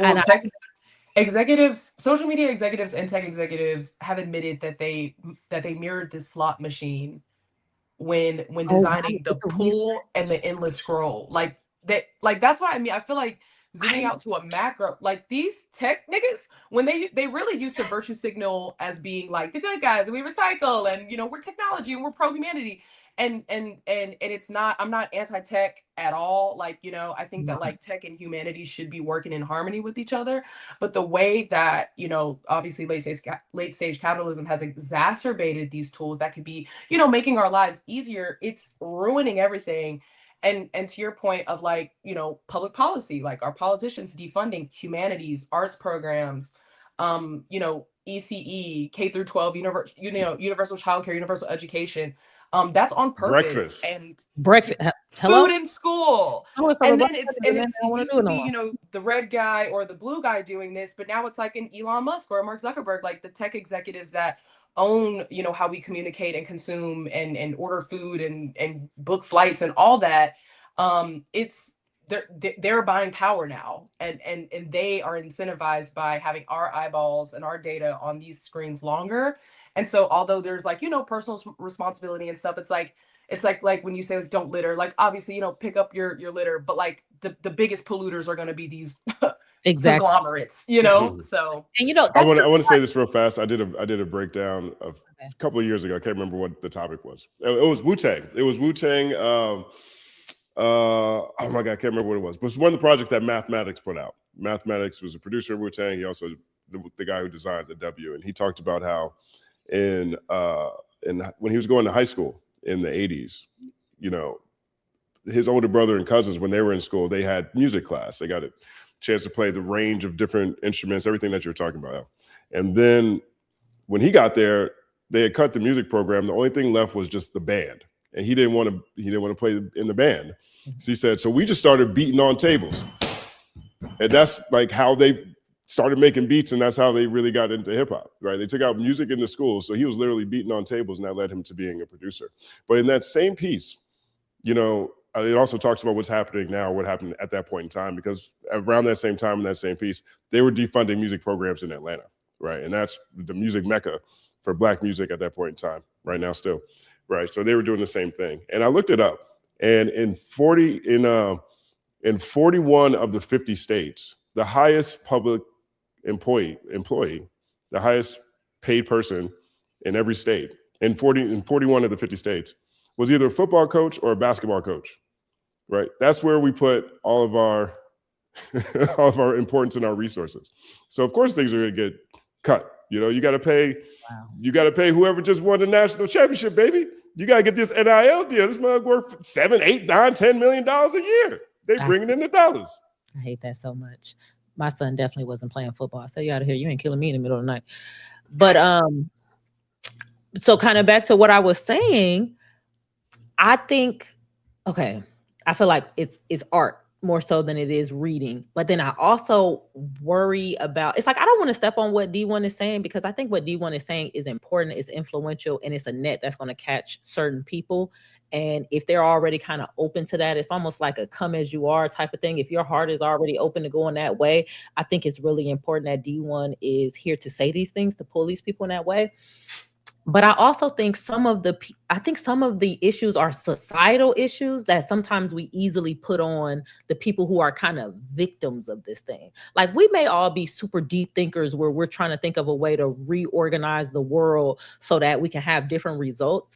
But some people are just like, I'm in this world that exists and I'm just trying to find a way to survive in it. I think some of what people call street rap, gangster rap, I think some of it is attempting to tell the story of, I have been influenced in this way where I'm not as optimistic as you, that we're just going to make a new world. So this is the story of how I made it through. This is how I learned, especially in capitalism, this is how I learned value and demerits. So value is me being cool. Value is if somebody plays with me the wrong way, I'll knock your fucking noodles out your head. Value is I got all the hoes. This is how I learned what value was. And demerits is somebody is playing with me, or I look broke, or I look poor. And I do think as long as that story is true, and I think it's not true because of them, I think it's true because of society, capitalism, and the way certain communities have been disenfranchised. As long as that story is true, I worry about trying to motivate people to quiet that story But I still see the benefit of realizing that, hey, when you're telling that story, you're also marketing that as if that's how it should be.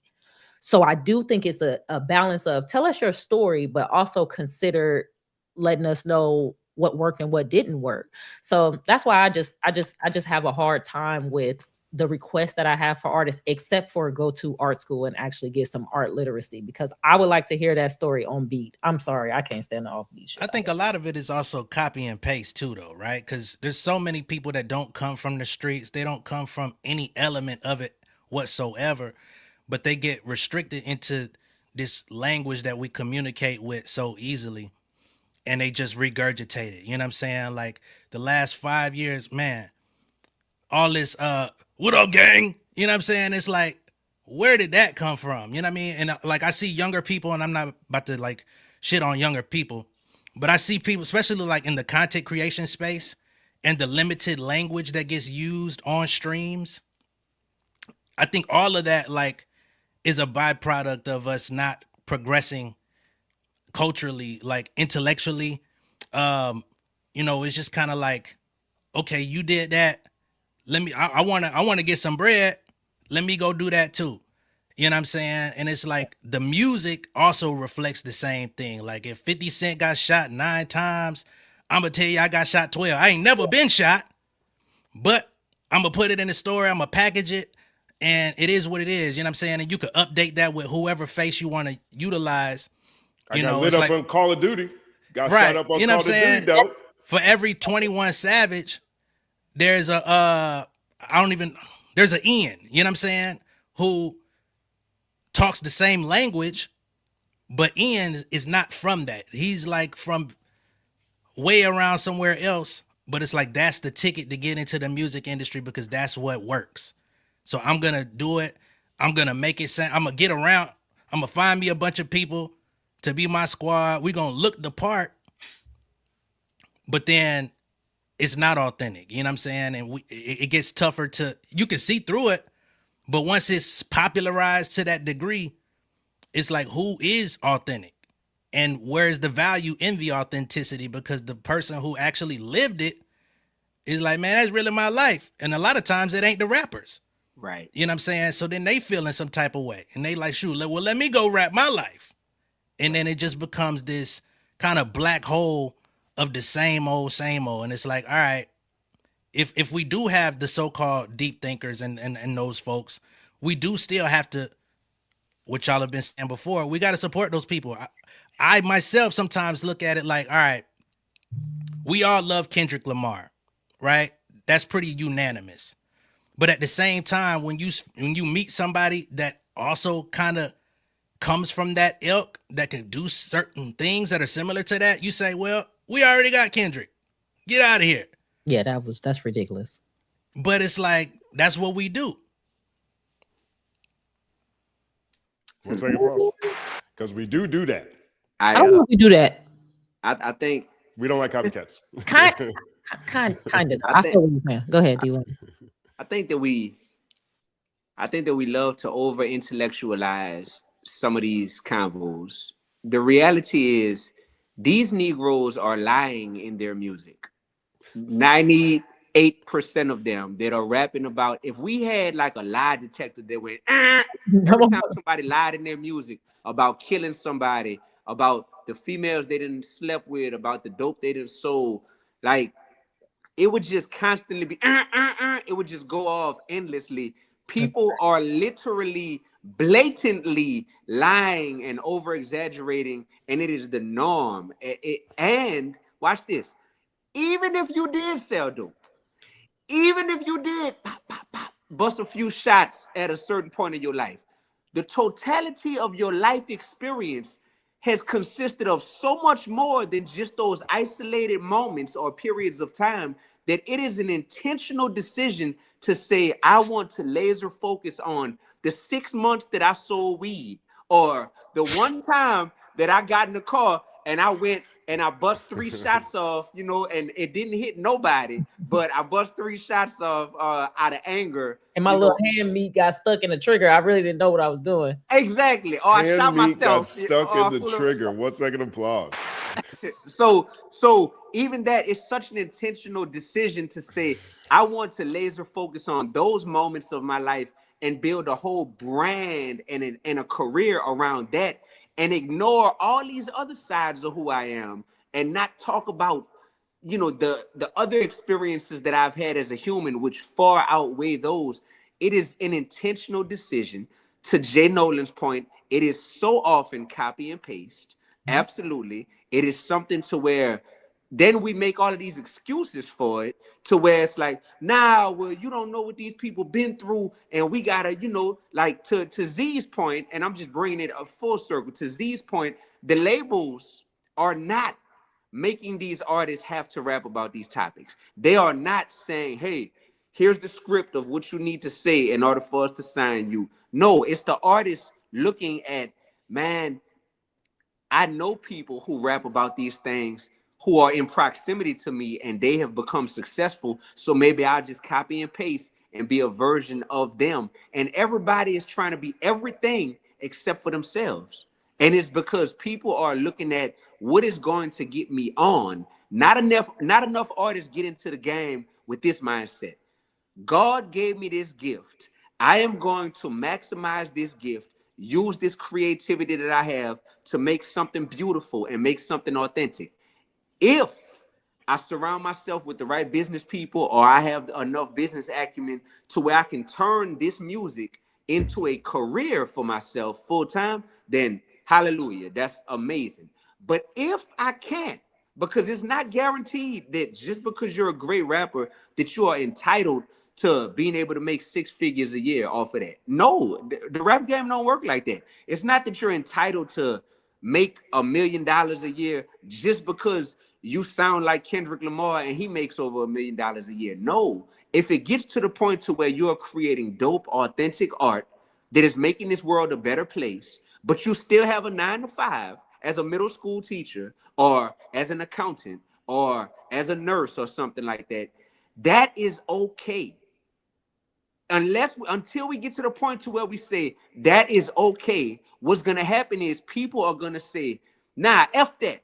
Because I know I'm dope, because I know I'm curvy as a woman, because I know I'm lyrical as a dude or as a rapper, I feel entitled to having to get to the bag. And then people start taking all these shortcuts to where it's like, well, F the integrity of the art, F hip hop, I'm going to do whatever it takes to just get to the bag. And that is when hip hop is at war literally with hypocritical hop, because there's so much that's hypocritical about that. And I just feel like we got to call a spade a spade. These people are lying in their music. And even if they're not lying in their music, they are hand selecting which side of their life they want to hyper focus on and choose to overemphasize in their music. And it doesn't have to be that way. That's true. I kind of lean more towards Glasses Malone's explanation, where he separates hip hop from the rap industry. So I don't really see that as hip hop. I look at hip hop as a representative of street urban culture. I think that's one of a great definition of the way he breaks that down. And I agree with everything you're saying. We just have a difference in the word usage. What you're describing as intentional, I describe as a lack of intention. I think the people who take the time and think about what they're going to put out and try to boost it, I think those are the people with intentionality. They're thinking really hard about what it is they want to say and do. I think the other people are not really thinking about it that hard because they feel like you said, I got to get to the bag. And the discussion of whether or not it's moral or immoral to get to the bag, I think it doesn't even begin to, they're not even thinking about it. Like, I'm a philosophy major. I'm in school right now. I'm a philosophy major. I feel so at home because all of these questions that I've been asking people for so long that they didn't give a fuck about. Now it's like, oh, I found the place where people actually ask themselves these deep questions and these philosophies and these ideas. There are a lot of people who are not thinking about it at all. They're thinking about, my flesh wants these things and this looks like a way to get it. So that's the only way. I was like, I agree with what you're saying, but to me, it's a lack of intentionality in what they're doing, and things like what you're doing is a lot of intentionality. And I'm just not as surprised, or I guess judgmental on the fact that these people do lack that type of intentionality. But I'm not saying it like I want you to stop, because I think, like, I like what you said. You said hope, pray, and work. I thought that was very powerful, and how maybe you will motivate more people to try to be more intentional in that way. And Yeah, I then feel like if oh, go they ahead. had more, particularly word with Gen Z and the youth had more opportunities, they may decide that, hey, I don't actually want to be a rapper. But I think, when you're trying to get to the bag, if that's your soul, that to me just screams like lack of opportunities, whether that's enrichment in the arts or like actual access to capital. Like if people are just like, I don't really care about the music, I just need money right now, like a mix between instant gratification and a lack of resources is gonna produce that, I think. Desperation. I gotta say, for anyone watching, first, consider yourself fortunate. This has been a fantastic conversation for mostly me just being a listener. So thank you for letting me be a part of this. But I think there's I think there's something to be said about if your goal is to make money, music really should not be the industry that you enter. I don't want to kill any dreams tonight. That's not my agenda. But if you want to make music, you should do that because you don't see yourself doing anything else, because you love it and you're deeply passionate about it.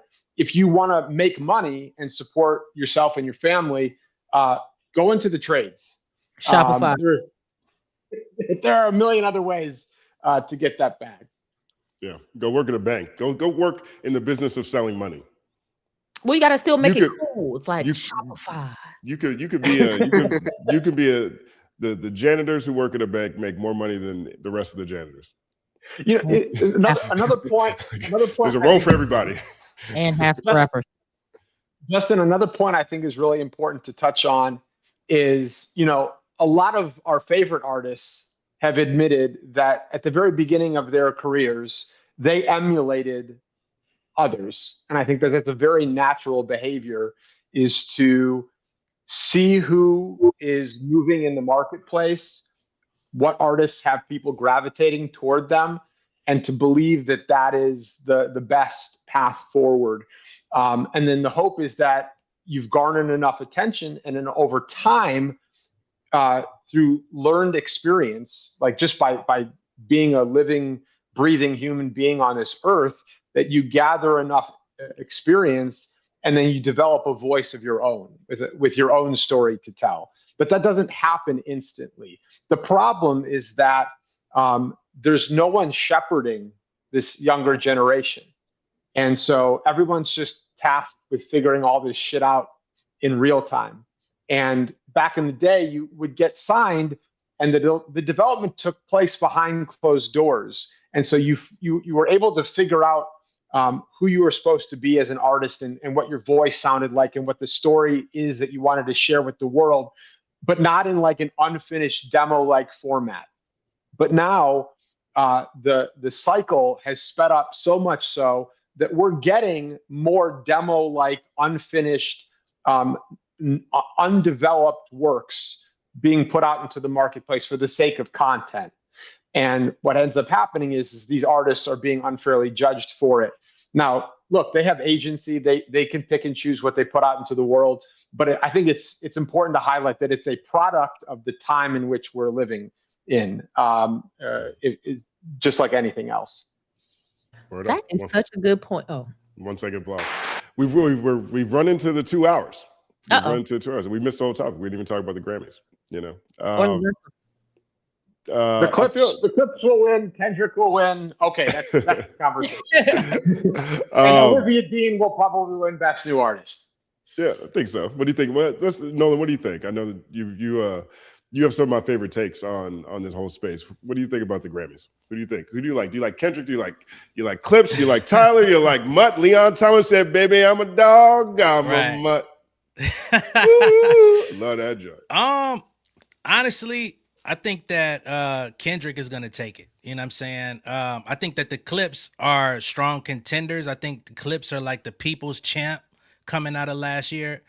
but I don't know if that is going to translate at the actual voting table or however they do that behind the scenes. Yeah, word up.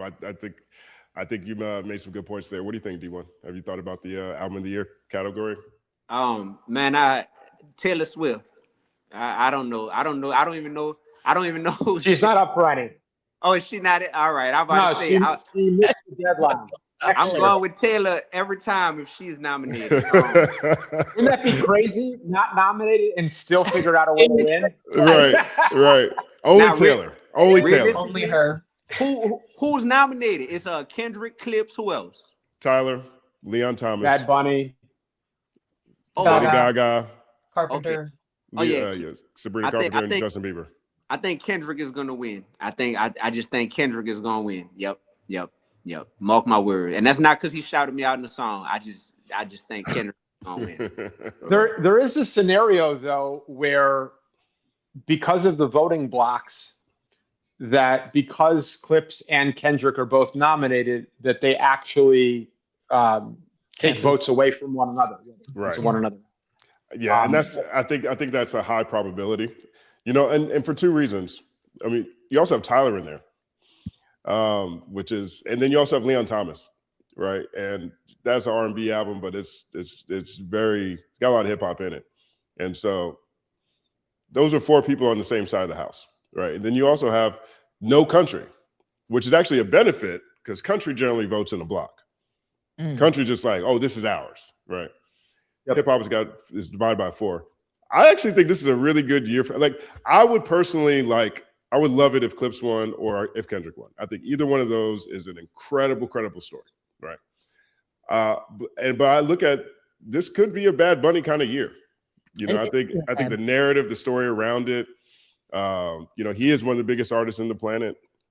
You have the entire Latin space is going to support him. I think he's the first Latin artist to ever be nominated for Album of the Year at the Grammys at the same time. You look outside, you see all the ICE stuff. He was, he wouldn't even do shows here because of that. So I think it's not uncommon for the Grammys to follow a wave of what's happening outside. And then, it could be Kendrick Part 2, only in Espanol. What are you going to say, Elle? I was agreeing with you, but I wanted to mention one more thing. I know I'm going backwards. I'm sorry. I know Justin's like, what the hell? I think that that's exactly what I was thinking. But keep going. You know what? Whatever. Yeah, Bad Bunny. Yeah, great storyline. Go ahead. No, you're good. No, you're done. You're done. No, you're done. I'm done. Go ahead. I just wanted to say, in our last conversation, I wanted to end off with the fact that I do think that people are copying. I think it's human nature for people to copy, especially when they're young or young in success, and they're trying to figure out what's the wave and copy. I said this last time about when Black Lives Matter was hot, everybody was on that. Then when people start saying anti-woke, people start saying it's too woke, because some people, if they aren't definitive in themselves, they waver. That's why I think it's really important what Kendrick did with shouting out Dee-1. And I think if more of that happens, then the introspective, intentional people become the wave. And I'm very optimistic that that's going to happen. I just feel that brewing, where it's like the wave is going towards, if you're not really talking about nothing, if you don't really have a strong stance on anything and you just ringtone rapping, the wave is going to start being like, oh, that's lame. Who want to hear that? And so I don't think it's impossible. I just don't think we're there yet. I just want to say that before we moved on. Amen. Well, we did move on, but you said it anyway. BK, what do you think about the Grammys? I guess tying that together, last year at the Grammys, Kendrick said, respect the art form. And I think that's what's I think he said, respect the art form and it'll take you far. And I think that's whatever your subject matter is. If you do that, if you respect the art form of hip hop, it'll take you far. But I think I would love to see, obviously, Kendrick win for Album of the Year. I would be happy if Clips got it as well. But I also would be interested to see what a speech from Bad Bunny at the Grammys would look like, especially right now. Especially because he we spoke about this last episode, what is hip hop's role, or I guess musicians or celebrities' role right now? Do they speak up? Do they wear the little micro pins at the red carpet? What do they do when we're in such a undeniable authoritarian regime. And I think he already made that statement. When I saw he wasn't performing in the US, I was like, that's a hell of a statement. To not only like his star power and his reach, but just the statement he was making with that. So I'm excited to, like, if he wins, I would be excited to hear what he says, because he doesn't mince words. And I think that's something that like we need politically right now. So on like the biggest stage where all of us are looking, you know. Word up. Yeah, but Kendrick could sweep, and he could. Oh, I hate to jump in front of the 1 He second. could. 1 second applause. But Kendrick could sweep, and Bad Bunny can say it at the Super Bowl. Let's go. True. True. We could get both. Yeah. Go get up there and embarrass Jay-Z. Go embarrass Jay-Z. No, I would love a I really am interested in a political statement from Bad Bunny. Do it at the Super Bowl, Bad Bunny. Let's go, Kendrick. Word up.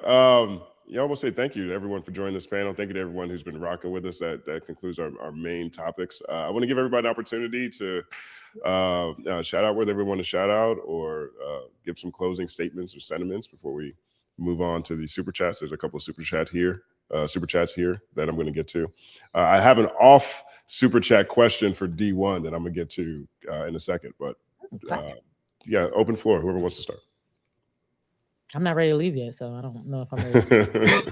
Oh yeah, I mean, I don't want to kick anybody out. I'm just kidding. I'm going to kick myself out. I got to get up early, and if I don't tuck my daughter in, my wife is going to kill me. So, Justin, thank you so much for having me on. I'm blessed to call you a friend, and I appreciate all the support that you've shown, everything that I've been a part of, dating back to when we began our careers in this crazy business. So thank you for having me on.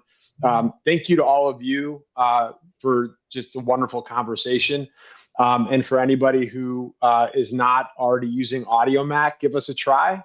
You know, Spotify had a tough year last year. They have 2 black eyes. If you are looking for a new music streaming service, we are here, and our freemium model will allow you to join without entering credit card details. So check us out. And thank you again for having me. Dee, it was great to reconnect with you, brother. Yes. BK, Elle, pleasure to meet you both.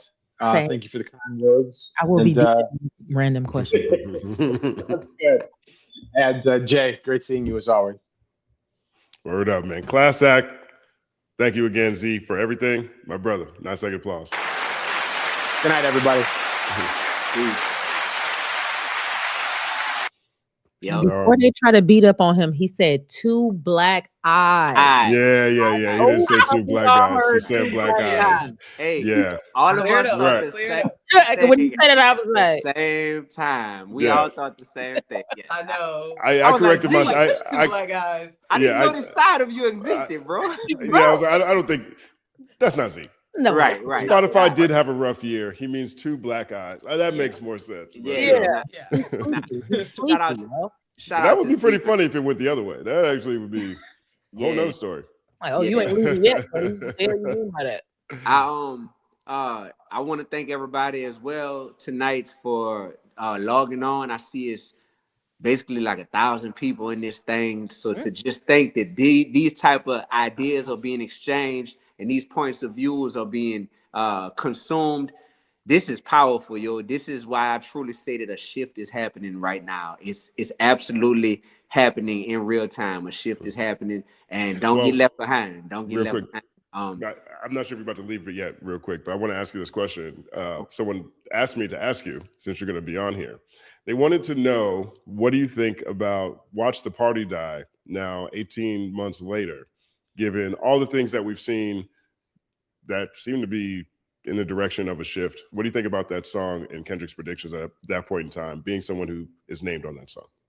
Yes, I think that Kendrick did what he needed to do in terms of having the eyes and attention of the public and using it to say something that might be controversial, but that could spark a shift. And that's exactly what I think he did with that song. And it has people 18 months later seeing the fruit of that, which is, you know what? It's okay. If Kendrick said it's okay, then it's okay for me to admit that some of this stuff does need to change, man. Like we need to rid the culture of some of the toxic energy within it and the toxic content that has become popular and become normalized. A year and a half later, we're seeing more and more of a shift to where people are okay saying, you know what, let's just replace that with something that is going to be more fruitful and more life-giving, you know, than just the stuff that is clearly only benefiting, you know, the pockets of the people making that music and the labels that are distributing that music. It's like, nah, music lives longer than we do. And I think people are starting to realize that. They're like, whoa, the music that we make is going to outlive us. Even when we go to our graves, people will still be able to go on Spotify and Apple Music and consume our content. So we should take seriously what we say in our music. Same thing with the music we consume. Everyone on this stream right now can recite word for word a hip hop song that they loved 10, 15, 20 years ago. We Theme can song to still, the Fresh Prince of Bel-Air.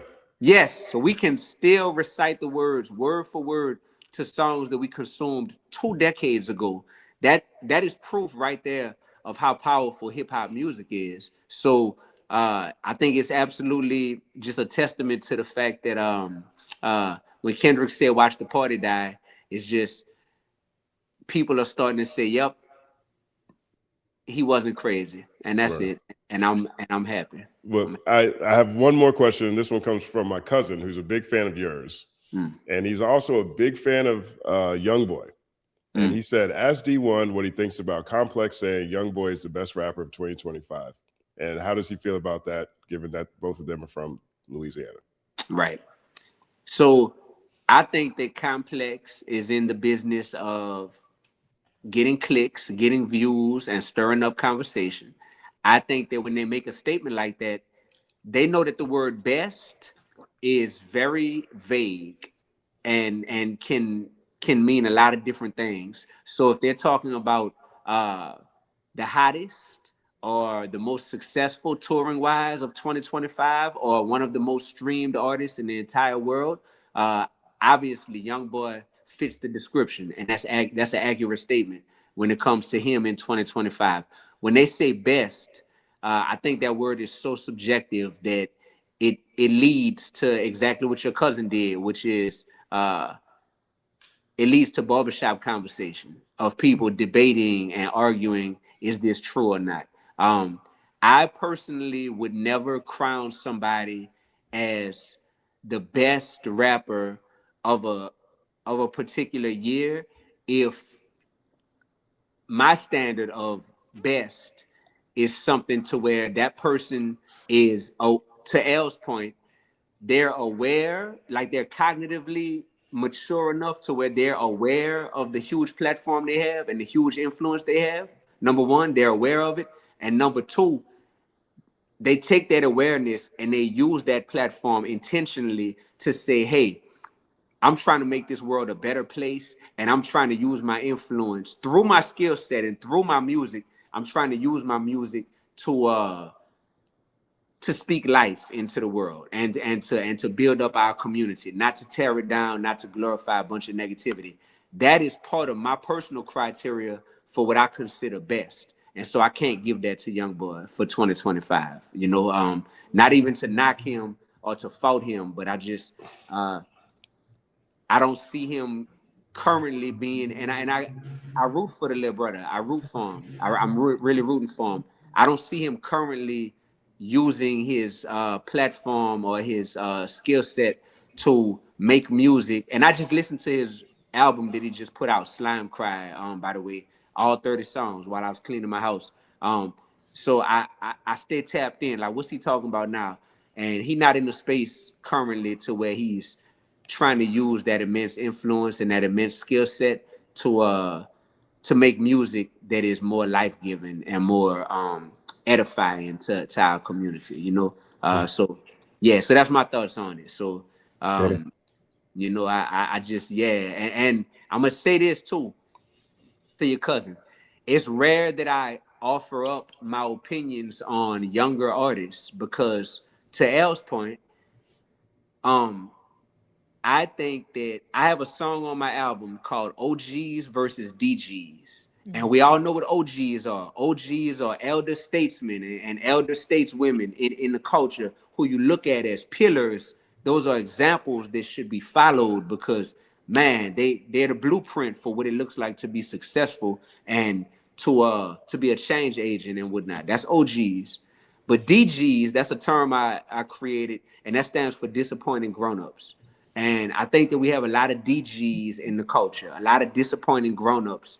And it's the fact that we have people in their 50s and in their 40s in hip hop who are still acting like they're in their teens and their 20s in a way to where their lack of maturity and their lack of evolution has created a roadblock to where somebody like a Youngboy, a lot of the people he looks up to are twice his age, but they're still behaving at a level that mirrors Youngboy and his age group. So it's very hard for a person like a Youngboy to even see like, oh, this is what upward mobility looks like, because some of his elders that he's looking at, they are DGs, they're disappointing grown-ups, and they are making it to where a person like Youngboy and his generation feel like, oh, it's just cool to be thugging for your whole life. You know what I'm saying? It's cool to never grow up. As long as you're getting paid while you're doing it, as long as you get to the bag, it's cool to just be thugging. It's cool to still be glorifying ignorance and negativity.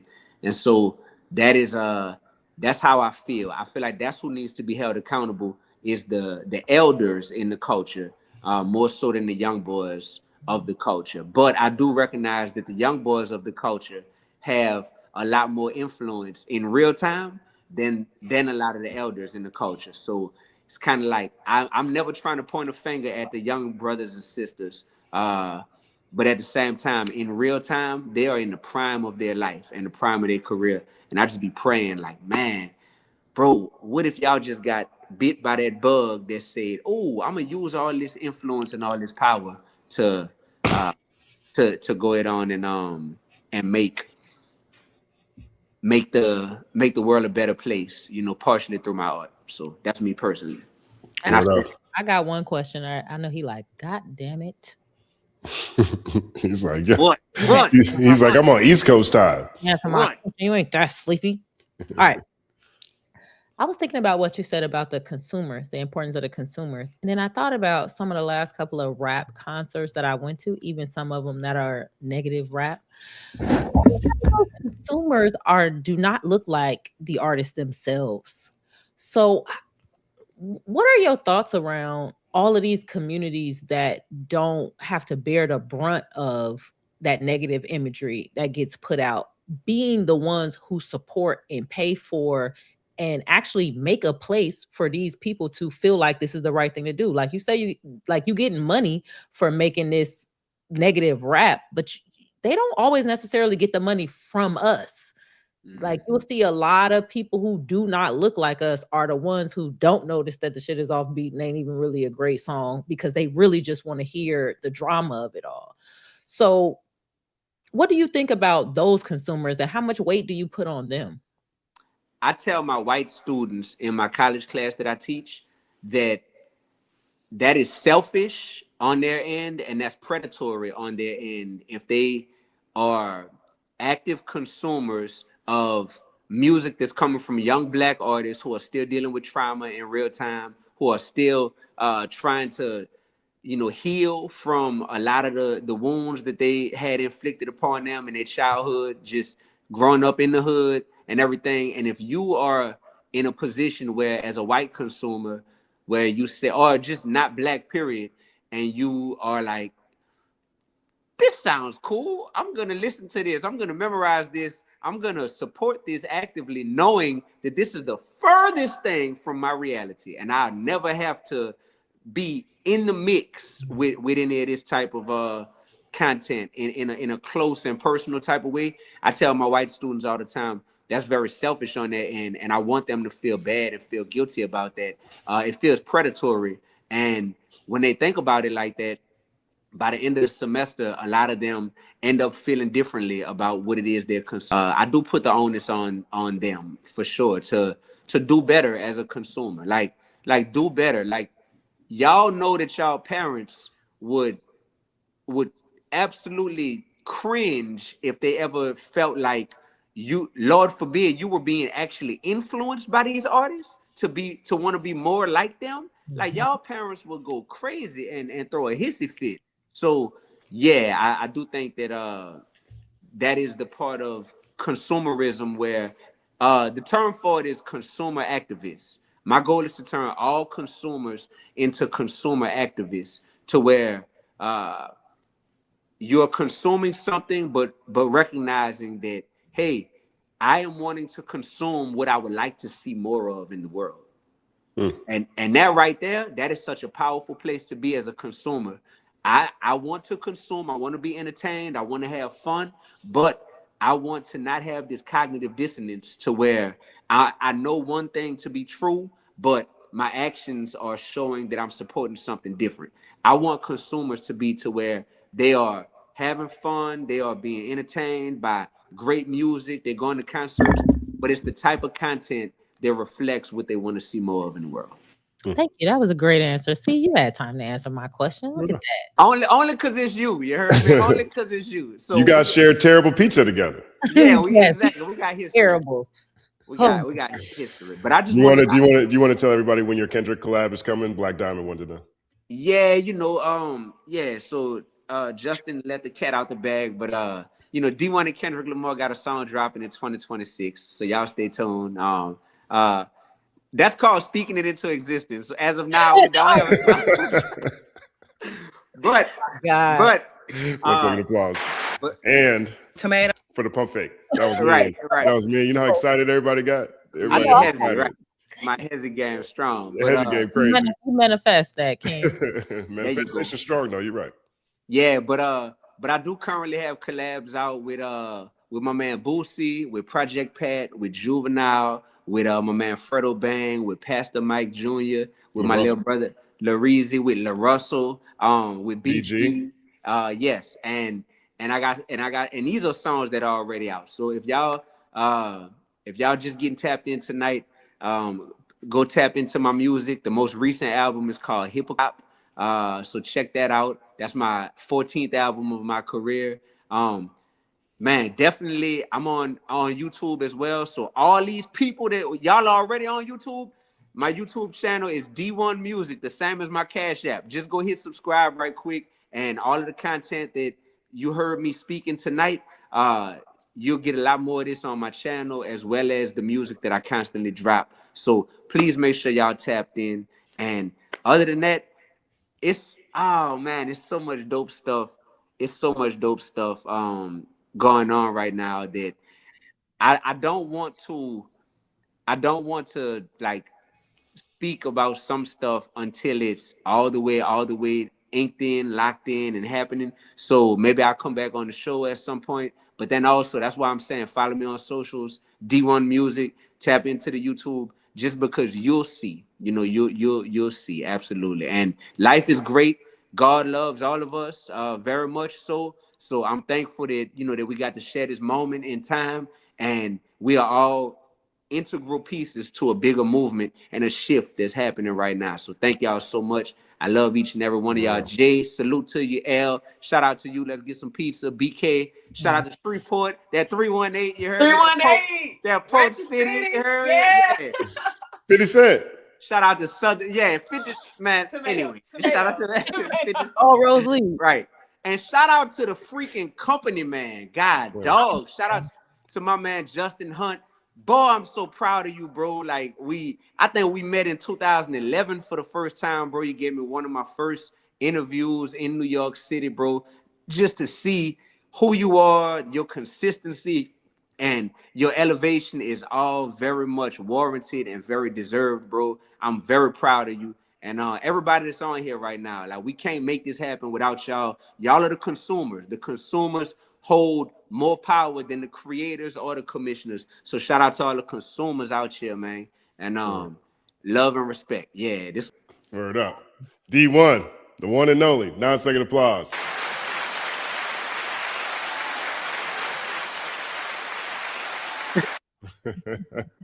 I love. Peace. That was I tight. thought he was announcing this Kendrick feature for real, y'all. Nah, Me too. I thought he said I it thought so you got the smooth. exclusive. He said it so smooth, you know what I'm saying? Definitely He did. was like, nah. I was okay, it's fine. I started thinking about like, oh, what is this gonna be about? Right. What are they gonna talk about? Party died twice. Is it gonna be new party? What's That's going what I'm on? talking about. That's Called speaking it into existence. Hey, but yeah, power. Hey, manifestation is real. Thoughts are physical. 1-second applause. Definitely. You guys want to take a look at some of these super chats? There's only 4. Yeah. Let's see what we got. Also, what I thought wanted was- to.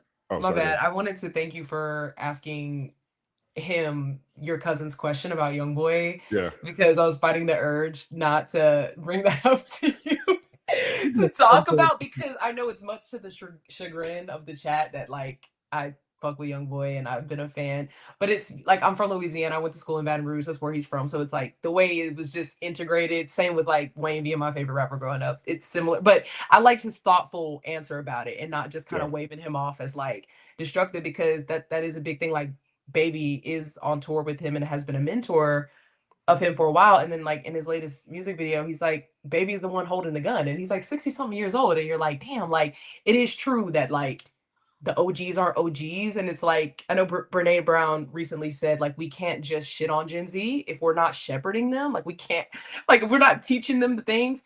So I don't know. I just thought that was really thoughtful and unexpected from his perspective. So thanks for asking that question. Yeah, no, I'll pass it on to my cousin. The cousin had the great idea. 1-second applause, cousin Mike. All right. I like this question right here. Do female artists have to work harder than men to balance authenticity? This comes from Paris Island, the Minstrel. Open floor. I'm going with no. I think whether you're a female or a male, we have highly authentic and we have highly clickbaity. I think there definitely is an archetype. I think there's a very active archetype for women in hip hop. And I think the barrier is very hard for them to break through, like with their authentic self. Cause I've seen some of the ladies in their like first instances of when they're dropping music, it may be leaning more towards artistic, but then as they try to get more integrated into the music industry, it's like, I gotta change. I gotta the wardrobe changes. You know what I'm saying? They gotta go out of their way to up their cultural cachet by doing certain things. The twerking. You know what I'm saying? It's like it's certain things that they may not have always done, but they feel like it has to be done in order for people to pay attention to them. So I do think that there is a different type of ceiling on women in music than the men, but I think also there is kind of a what's the word I'm looking for? Stereotype that both have to deal with, right? Because for a man, it's like, are you tough? Are you a thug? You know, and then that's also what we were talking about earlier with the copy and paste. I think both genders go through it, but I think with women, it is a lot more visible and it's critiqued harder. So I think that also becomes a thing. And it's like, all right, this is what y'all want, but then when I do it, you say I'm bad. So I think that also plays into it. Like when you look at how they say sex sells, but then you look at like the backlash that a song like WAP got, and it was all these Hotep dudes coming out like, this ain't what I want my kids listening to. It is like, nigga, you playing it right now. You know what I'm saying? Like, It's get a out good of here. song. It's a really good song. It is.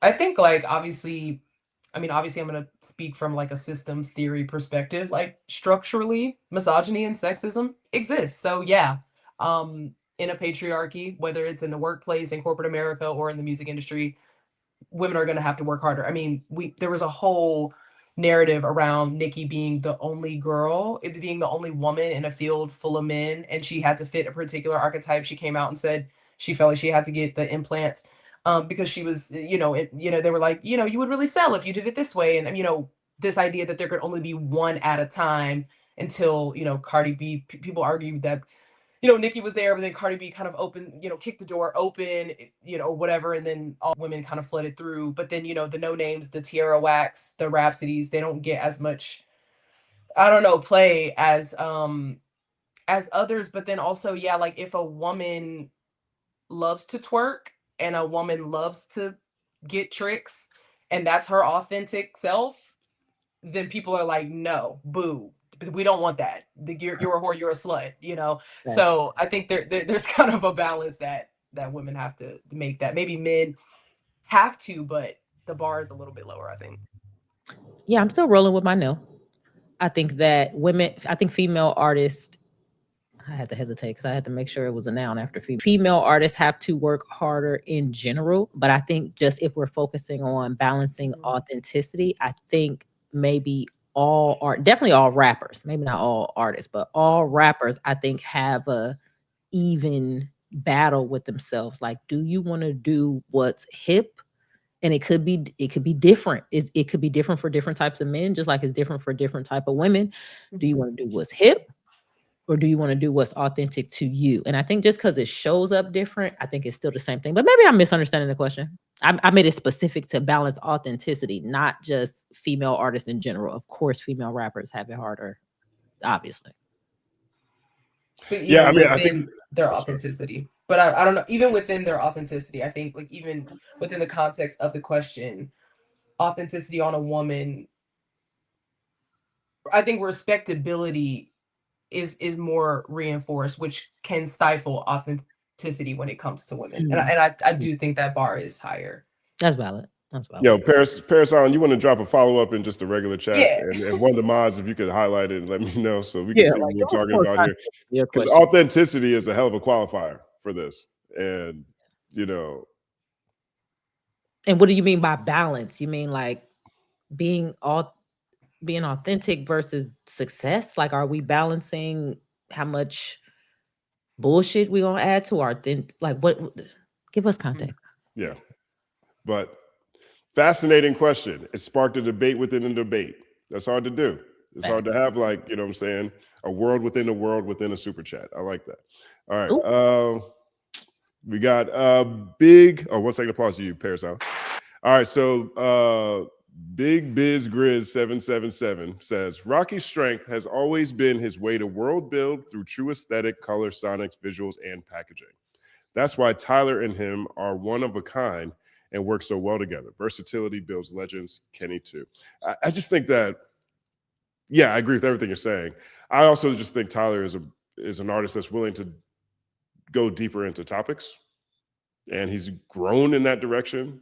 And I think he's being celebrated for his willingness to do so at this point in his career in a way that very few artists are, you know. And I do see the similarities between them, but I guess I'm only really reacted to the one of a kind part. What do you guys think?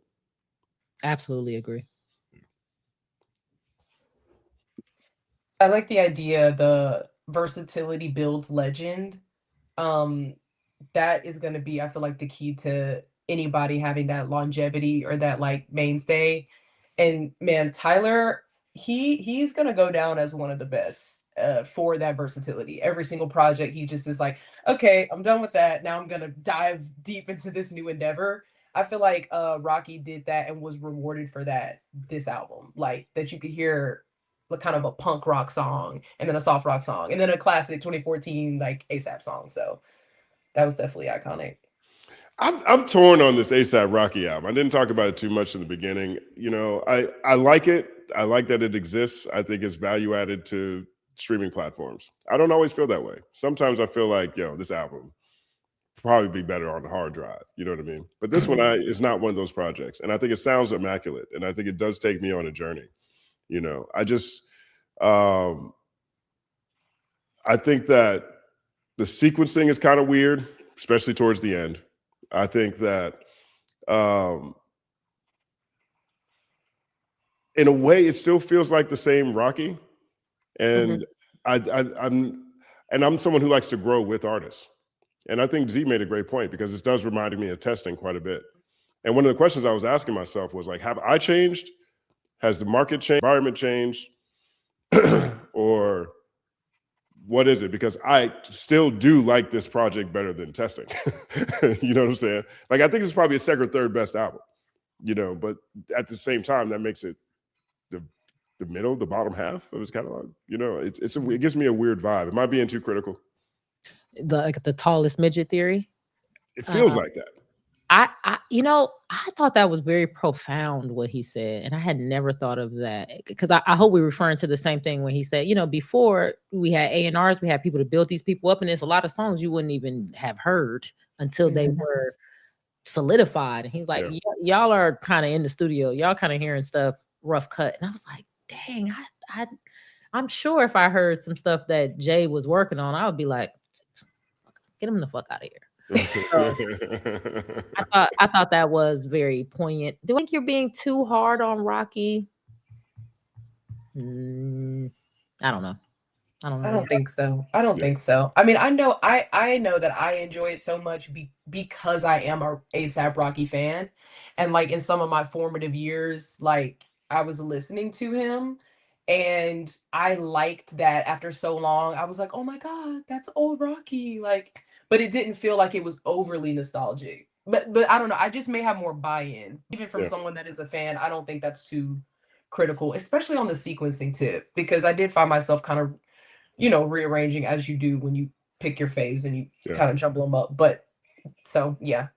It's interesting with original radio show in Brooklyn in New York was in 2010.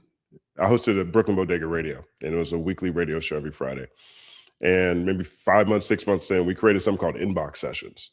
And that was just people email us songs, and we just play them on air. We had probably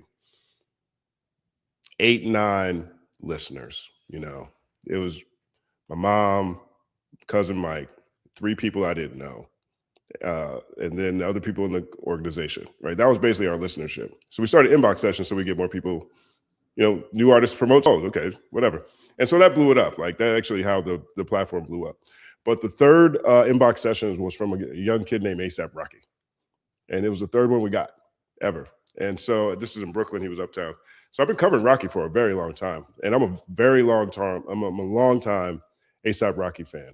And I think maybe that's part of where I feel with this, right? Because Rocky has one of the most interesting lives ever. He's one of the most impactful artists ever, definitely to come out of New York City. He's one of the first artists to merge different regions. I'm a long-time Bone Thugs and Harmony fan. Here's a cat from Harlem coming in, shouting out Mo Thugs. Me 100%.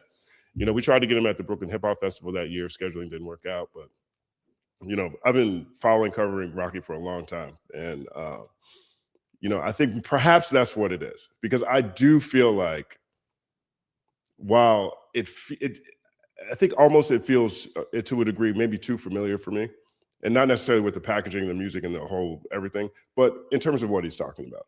And I think this does speak to what Dee-1 is saying, not necessarily in music that's detrimental to stuff, because that's definitely not what this is. But it's an example of like, dog, this is somebody who's still rapping about the same things they're rapping about before. And I think maybe that's where my criticism comes, because I generally look at the whole space that way.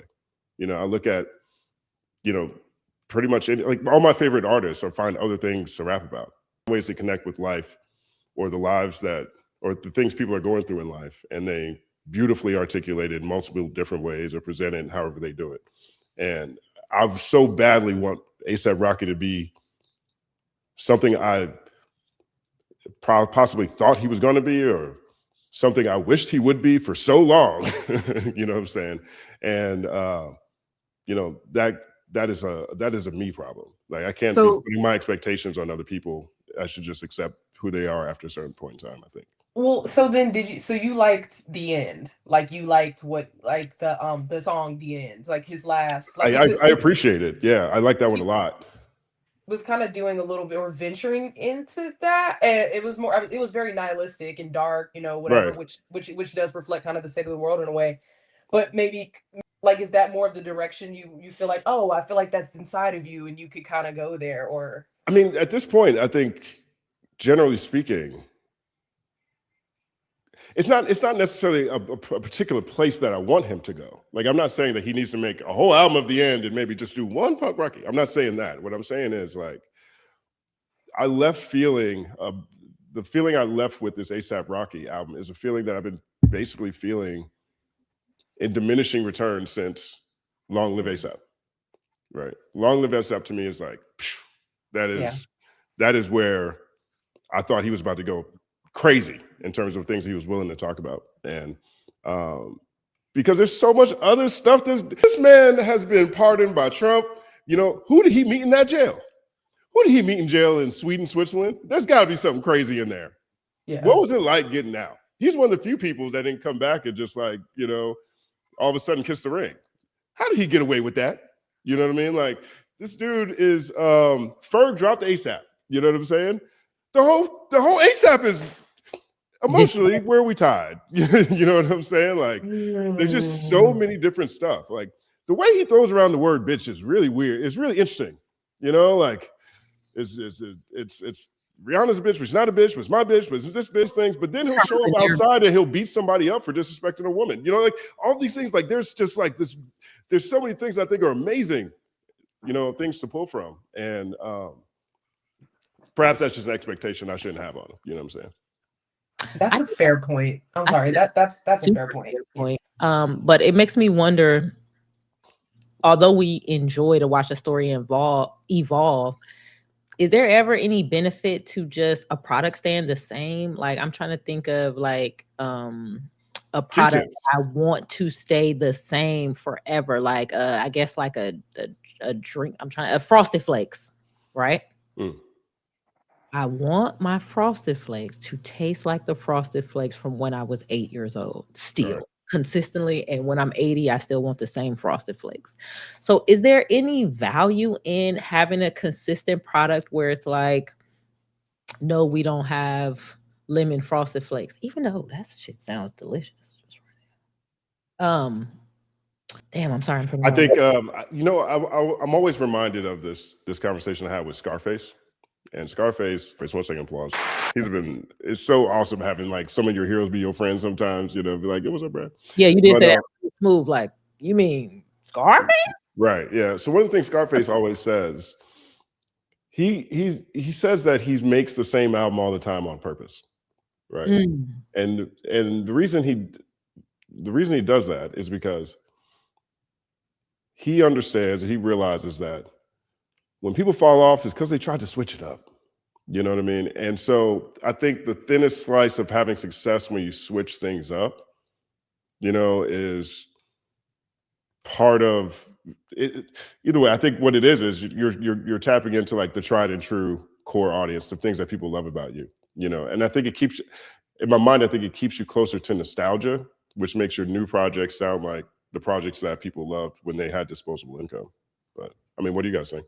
Yeah, that's exactly why. I think you explained exactly why I really love the project. It's that roux that he created so many years ago. And I felt like, ooh, yeah, like there might be new meats and new, I'm thinking about a gumbo, but you know, everybody may make their gumbo a little bit different, but that roux, right. I was like, wait, this is what I bought into when I bought the Long Live ASAP CD and played it in my car over and over again. I feel like he didn't abandon that and abandon us, and that's why I'm excited to hear what Dis 2 for the fans is gonna sound like. Yeah. So yeah. I mean, because this one sounds like the fans too, right? I guess it'd be dope. That's what's up. What do you think, Nolan?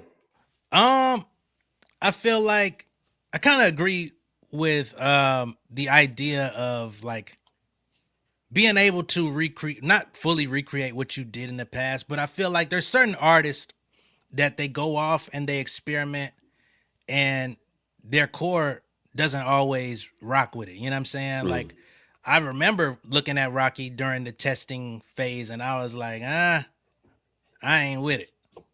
You know, but then with this project, you have a bit of the experimental, but then you have the familiarity. That's what I've been looking for. That's what I've been asking for. Now, lyrically, I think he could push his pen. I know he's better as a rapper than what he presents, but I'm not holding him to some lyrical gymnastics or anything like that at the same time. So it's like, you know, he's one of those people that, you know, I'll listen to casually. I'm not like a super fan, but I do enjoy going into his world from time to time, and then I can tap out and go back to mine. Right. 1 second plus.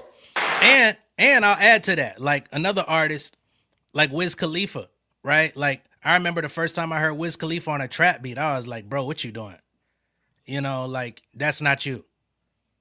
But of course, the tide and the way of the music industry was changing, and he was trying to like find a way to evolve and adapt. And although it may not have worked for him at that time, you know, he was still trying to, you know, find his place. But as you can see, the last year or so, Wiz has been kind of like quietly dropping some gems of music, but it may not be like universally talked about as much as he was at one point or whatever. But artistically, it's like, okay, I kind of like where he's at. You know, another artist who doesn't change is like Currency. You know what I mean? And it's like, as much as I respect Currency for doing that, sometimes it could be too much because he'll drop 4 albums in 1 year on your head and it'll be all the same. So I think, you know, sometimes you just got to accept artists for what it is that they do. We're all going to critique it. You know what I mean? We're all going to have that. But can we change them? Not really. I'm going to try that peer pressure thing Dee-1 was talking about.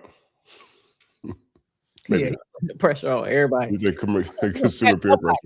Ain't gonna get everybody, but you're gonna get somebody. We'll get somebody. We'll get somebody. Shout out to you, Big Biz Grizz. 1 second applause. This one is Long-Winded Short Story.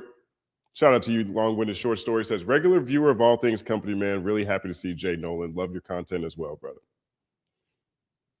I appreciate it. Shout out to Long-Winded Short Story. Word up. 1 second applause, brother. We got Divine Eternally. She says, shout out to having Jay Nolan on the panel. Please bring him back as you see fit, as he is poignant. He has poignant points of thought. Once again, thank you. These are some familiar faces too. I see in my chat all the time, so it's dope that they showed up. You know, we definitely got cross pollination here. Yeah, we definitely do. 1 second applause to you, DE Divine Eternally.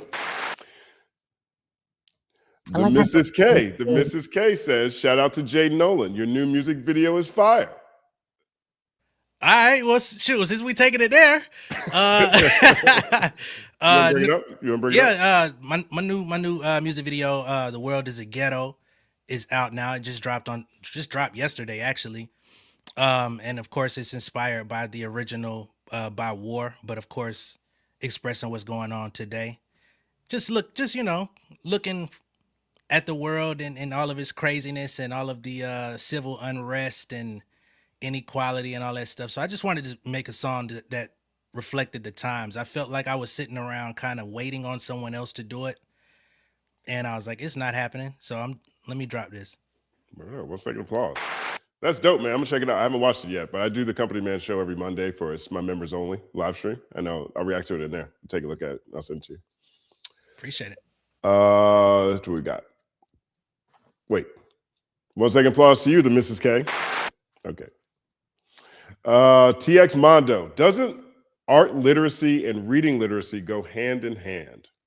I thought about this the first time this popped up on the screen. This is a damn good question, TX Mando. That text or the T N Mando? TX Mando? I think it's a fantastic question. Thank you, TX Mando. That was amazing. It's right on time. Where we at, Elle? This is clearly for you. Literacy and reading literacy. Let's see. We did talk about storytelling. So if you start to learn about the art of storytelling, that would require you to be able to read well and have reading comprehension. But if we're talking about music as an art, is it reading as much as it is it more of almost like a tactile athletic thing? But does it have to be exact to go hand in hand? It's kind of like I'm going with yes. I would think so too. What would you say, BK and Jay? Yeah, I just was pulling from the art history class I took. My first art history class I took in high school, and that just blew my mind. You to even pronounce their names and figure out who were they referencing and who was the first and blah blah blah. So yeah, I think being able to comprehend and break down symbols equals literacy, and so that expands to art and reading and your experience and all that. So I think it's more of a, yeah, being able to see a thing, comprehend it, retain it, break it down, extrapolate meaning. Yeah, I think that goes hand in hand. Yeah, I agree. And you know, the reason why I separated it is because I hear a lot of people say these kids can't read, and that's the problem. That's the problem with a lot of things. Don't get me wrong; these adults can't read either. But that is the problem with a lot of things. But when it comes to the music, I really think that the kids don't know what good music sounds like. Damn, I know I'm not supposed to say that, but fuck it, we keep it real on Culture United. Yeah, I was I don't actually know. talking to my wife about that. Like, and crazy song that not everybody's gonna agree with, but I was thinking about Lean Back, as simple as that song is, right? But I remember when that song was at the top of everything, right? Mhm. And it was like, yo, I remember what it felt like when hit records actually felt like hit records, and they had like a certain ubiquity to it where you just knew it. And I'm like, yo, that does not happen anymore. Like, this new generation, do they even really know what a hit record feels like outside in the world? You know, you're just experiencing it through your phone or your laptop speakers or what have you. Whereas during that time period, you know, you had the music video programming, which propelled artists who couldn't get on radio. You know what I'm saying? In a lot of cases. The fact that I even know about you would think like, oh, Talib Kweli, Mos Def, these are underground artists, but they were on TV. You know what I mean? TV today, you're not getting no artists. So I think that was a great point, and it just like really like, yo, it's so different now. Yeah, Yeah, like oh, go ahead. I like the sentiment of like these kids don't know good music. Like I think the phrasing can get, it's like, okay, it's flippant, but it comes from a place of what we were speaking about earlier of like the younger generation not being ushered into and like walked through like, let me hold your hand and let me play this and sit down and what did you think about it? Like that's not happening in the school, it's not happening at home.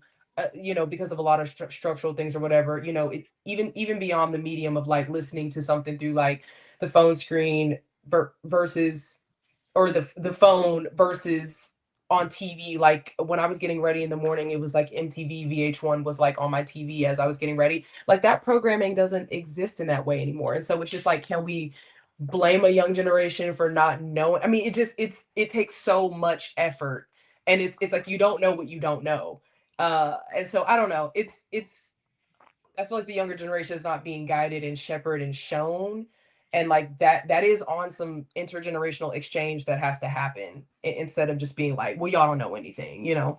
Absolutely, and I definitely don't blame the younger generation. Yeah. I try to be real serious about that because I understand how they've been inundated with uh attention grabbers from all over the place. Like when we were in the car, we had to listen to what was playing in the car.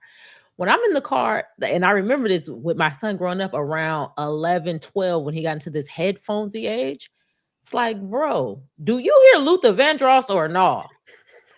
And it's like, oh, I'm listening to my own. Take those headphones off because how else are you going to learn about this new Jack Swing playlist I'm about to go down? Like, where will you hear this, and how will you know how amazing this sounds?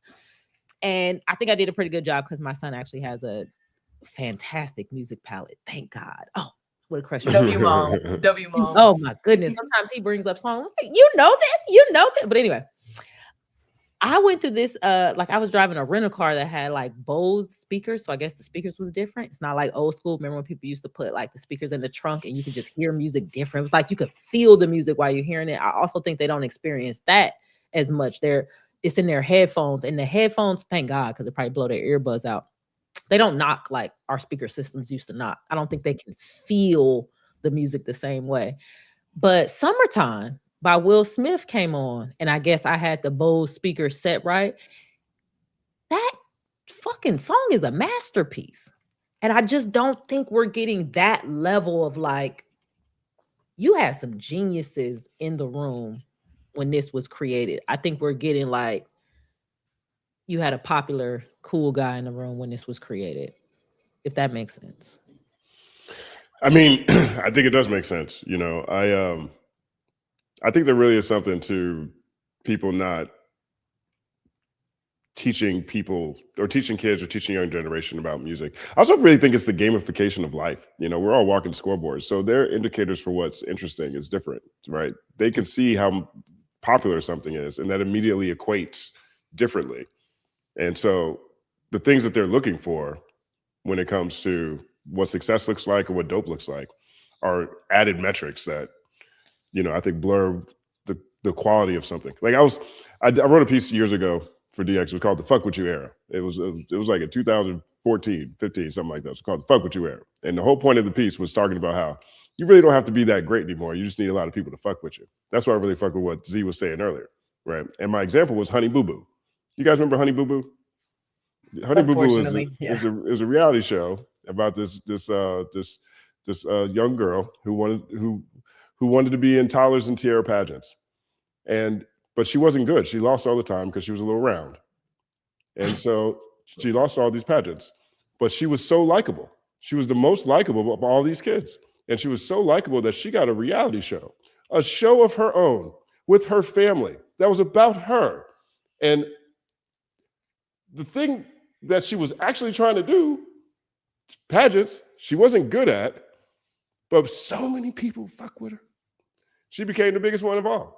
And I think we're still in the fuck with you era, right? And this goes back to the micro communities, examples, et cetera as well, right? A lot of people are just showing up to support who it is that they rock with, which tribes they're a part of as well at the same time. And I think those pulls, whether that is from the fact that we're all walking scoreboards to the fact that we're all just supporting each other, you know, with micro communities and tribes and things, I think those pulls are stronger than how good something, anything, particularly a song actually is. And I think that is a big part of it. You know what I mean? Especially if you're looking at, because that is something that's new and unique to younger generations, younger millennials, Gen Z, Gen A. That is not something we grew up with as a measure to get past at all. And I think part of whatever conversation needs to take place to help guide people through an understanding of other aspects of ways to see life, I think it needs to include our understanding of how different they view certain things, you know? That's Yeah, a it great makes point. you to understand. Oh, I'm sorry. Go ahead, BK. No, you're good. No, yeah, that to what you were just about to say, like that's a great point of recognizing the different value system, because like there's now generations of internet natives, like they've literally grown up with the internet that we have now, that we saw develop, that like that. And even like I didn't really see, I mean, I had an Instagram like when I was a kid. But there's like a lack of, but there still was a monoculture. Like everyone at school knew that Gaga song, versus like when I saw that, like I don't even know the album name was like nominated for Gaga. I was just like, oh my God, where's like the song that I know from, Mayhem. like, you know, I'm Yeah. looking at, oh yeah, Mayhem, that's right. And then I did hear Abracadabra here and there, but it was like songs were just like inescapable. You had people selling out. Even George Clooney was talking about this, like the age of the movie star is done. Like the age of like selling a movie straight off the name that was in it it's over with, because that's not my fit. Like I can silo off into my own thing, which like is a double-edged sword. It's great that now we can kind of have a direct to consumer in a way with the people that we like, but then it drowns out. I mean, I don't know. It drowns out anything else that's not what's in your algorithm. So Right. Word up. Man, that was a great conversation right there. TX Mando, 1 second applause for that one. All right, we got DJ Short. Shout out to DJ Short, man. DJ Short, incredible commentary online, incredible music aficionado, incredible person. Really appreciate the support. DJ Short is doing something that's actually really cool. Mm-hmm. He was archiving all of these old music videos and music catalogs and shows. I think I'm probably saying this wrong, but the point is he takes everything an extra step, and that lets you know how much he cares, and is someone who's a champion of music culture in general. And so I'm just really appreciative of him and his work. 1 second applause, DJ Short. All right, moving on to Just Gwen. I have to hop off. I'll catch the replay. Shouts to the panel. Big shout out to Nolan. It's Nolan. Justin, you're the GOAT for these weekly discussions. Thank you, man. Jay Nolan got all the catching love, man.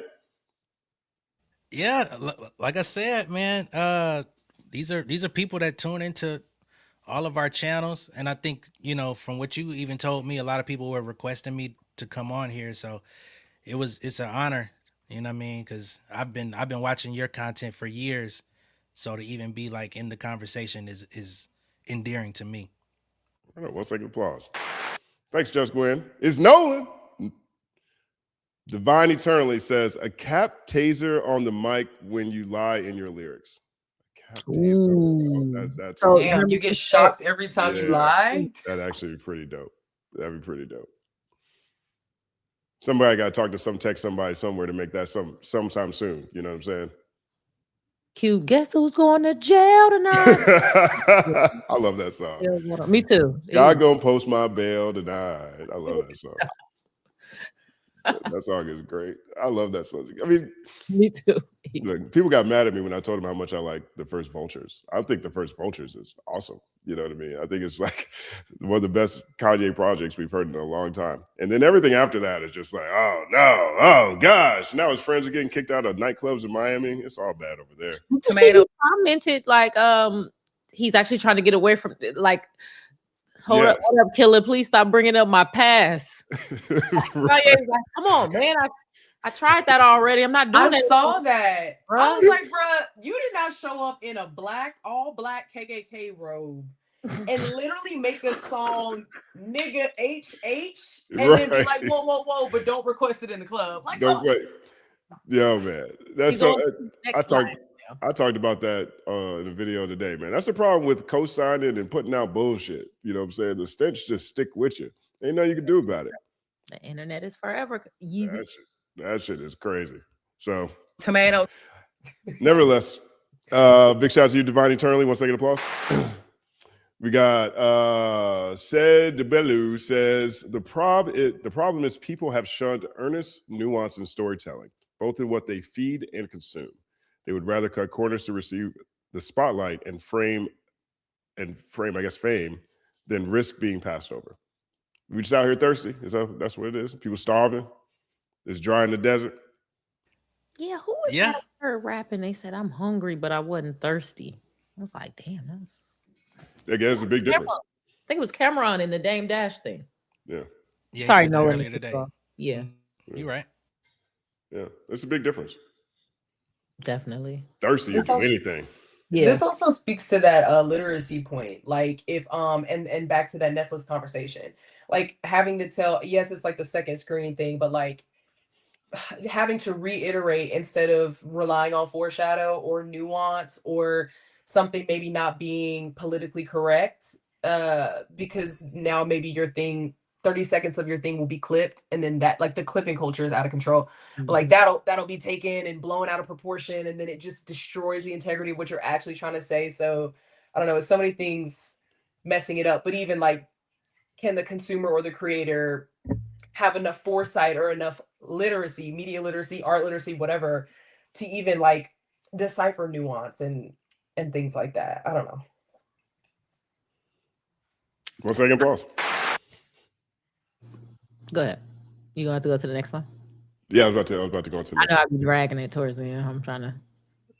I also think everybody doesn't have to be the biggest, grandest superstar. I'm not sure, but I think I'm tired of hearing these people deserve more attention and this person should be bigger and this person should they? Or should you just appreciate what you do like and join those communities and you visit those different communities? Does everybody have to be a super duper superstar, the greatest #1 person in the world in order to be valuable and it be worth it? Like if I was an artist and I thought I was doing really good, I think I would be tired of hearing people say, man, you should be bigger because I love your shit. Like, I mean, I think it could land funny, but I also take that as a sign of like super fandom. And I think that's something to appreciate too. You know, if that person is going around telling everybody that you should be bigger, I'm cool with it. If they're telling everybody that, you know, they're fans of you, I think that's fine. You know what I mean? I think the difference is how someone internalizes it. What, aren't I already big if you're a super fan? Well, but I To that think person. they still want to see you be. You know what? I always think about it like this, right? It's like music fans. You know, like when you're the one who discovered an artist for your group of fans, and you're like, "Yo, I discovered this. Yo, I told you," and that artist actually blows up. It becomes the shit.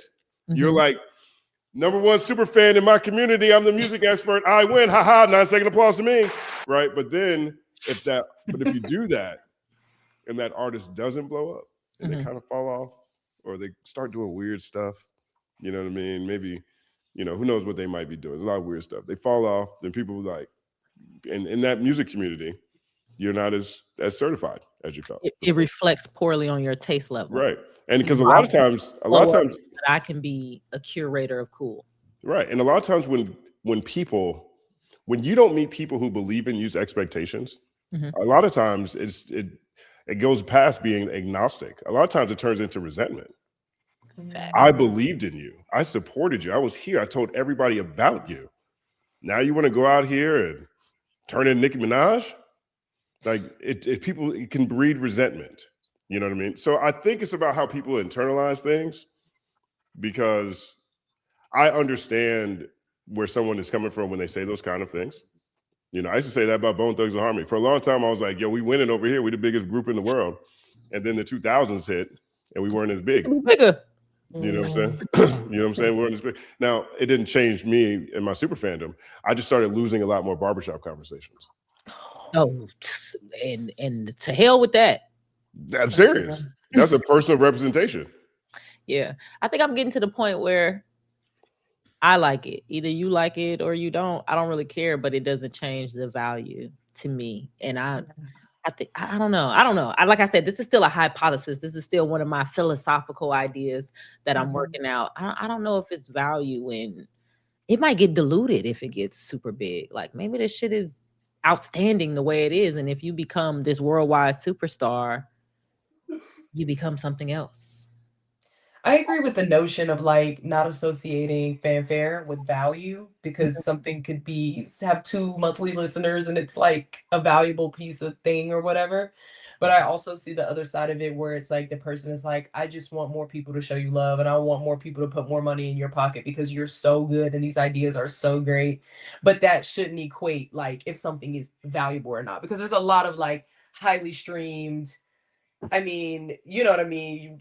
Maybe somebody heard Taylor's last album. I didn't hear it, but it's a lot of big bullshit out there that don't really have value. Excuse my French. So I agree that it shouldn't equate, but maybe that's where people come from. No, you worded it perfect, and I can't wait to say big bullshit. Somebody clip that. Big bullshit. We need to clip that. I'm saying that all immediately. Thank you, BK. With the hand gestures. Yeah. Up here looking like Kenny Powers. Big bullshit. You gotta throw the bullshit out. Love that. 1 second applause. All right. Thank you, CD de Buble.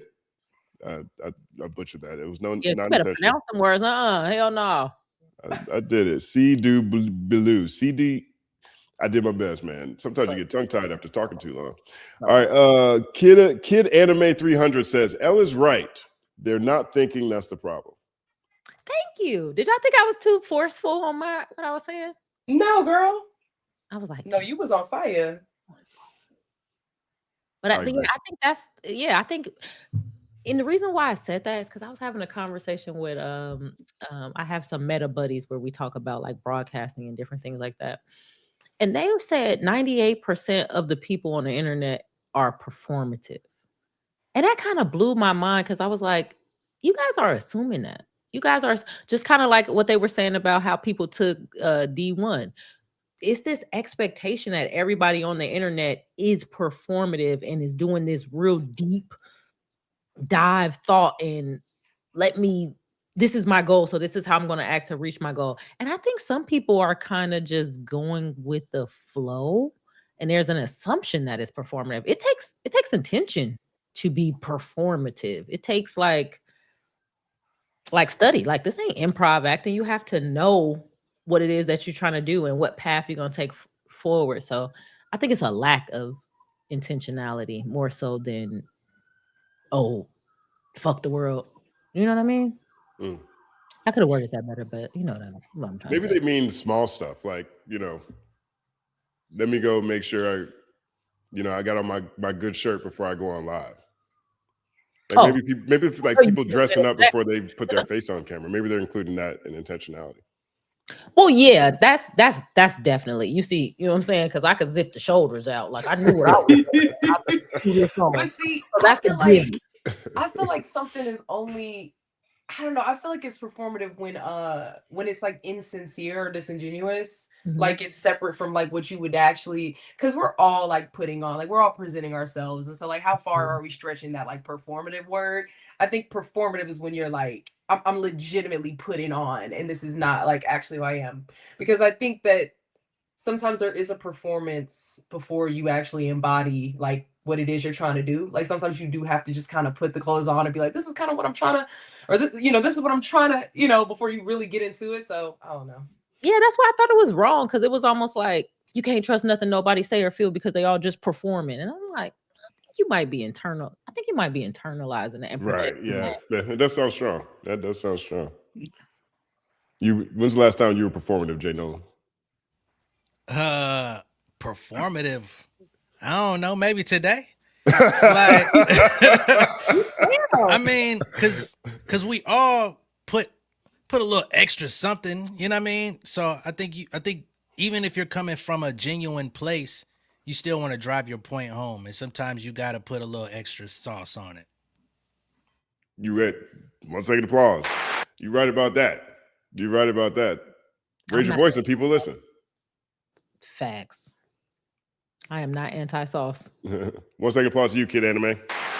Let's see what this one says. This is long-winded short story, says, people have to get to know themselves. Then and only then can they be intentional in a meaningful way. But learning oneself is the part people avoid. That's deep. That's deep and dope. Bars. Deep and dope. Bars. 1 second applause.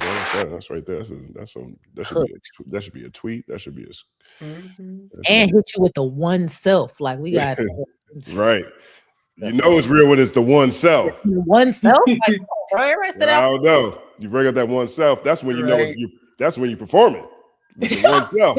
Then and only then. Only then. Yeah. Shout out to long-winded short story. That's dope. TX Mondo says, can we blame rappers for coming from redlining, compulsory schools, or urban renewal? Exceptions don't eliminate what rules the majority. I think that's what you were saying now. Yeah, I understand why. I understand why people stop me when I say that. I had this argument before, and they was like, you women are giving all these people grace. That's the reason why you raise these punk men. And it is some truth to that. I'm not gonna act like, no, there is some truth to, you can coddle a person so much that they never have to face any accountability. So they keep doing whatever they want to do, because like Josh Allen. I don't know who Josh Allen is. I was about to be performing. Football player? Yeah, he's a quarterback of the Bills. He's the only guy that doesn't get criticized. The white boy quarterback. Anytime you go sports, I do not know what you're talking about. I want y'all to know. And sometimes I play and make sports references that I know don't make any sense, just to startle people. Performative. Sports ball. Yeah, sports ball. Like, oh, y'all talking about that sports ball again? Sometimes I mix sports just to make people mad. I'm sorry. But it is true that you can make so many excuses for a person that it's like, you don't see that you have a serial killer living in your basement. You just keep saying he's misunderstood. Like, he keeps killing you. Like, do you mind like turning him in? I get that. But it's just crazy to me that we're going to dismiss the inherited disadvantages, because some people have inherited advantages where it's like, oh, at this point, you guys are kind of at the top of the sliding board, and all you got to do is slide down without falling off the side, which could be difficult depending on the sliding board. But there are some people who have to climb up a slippery sliding board to even attempt to, enjoy their time at the park of life, shall we say.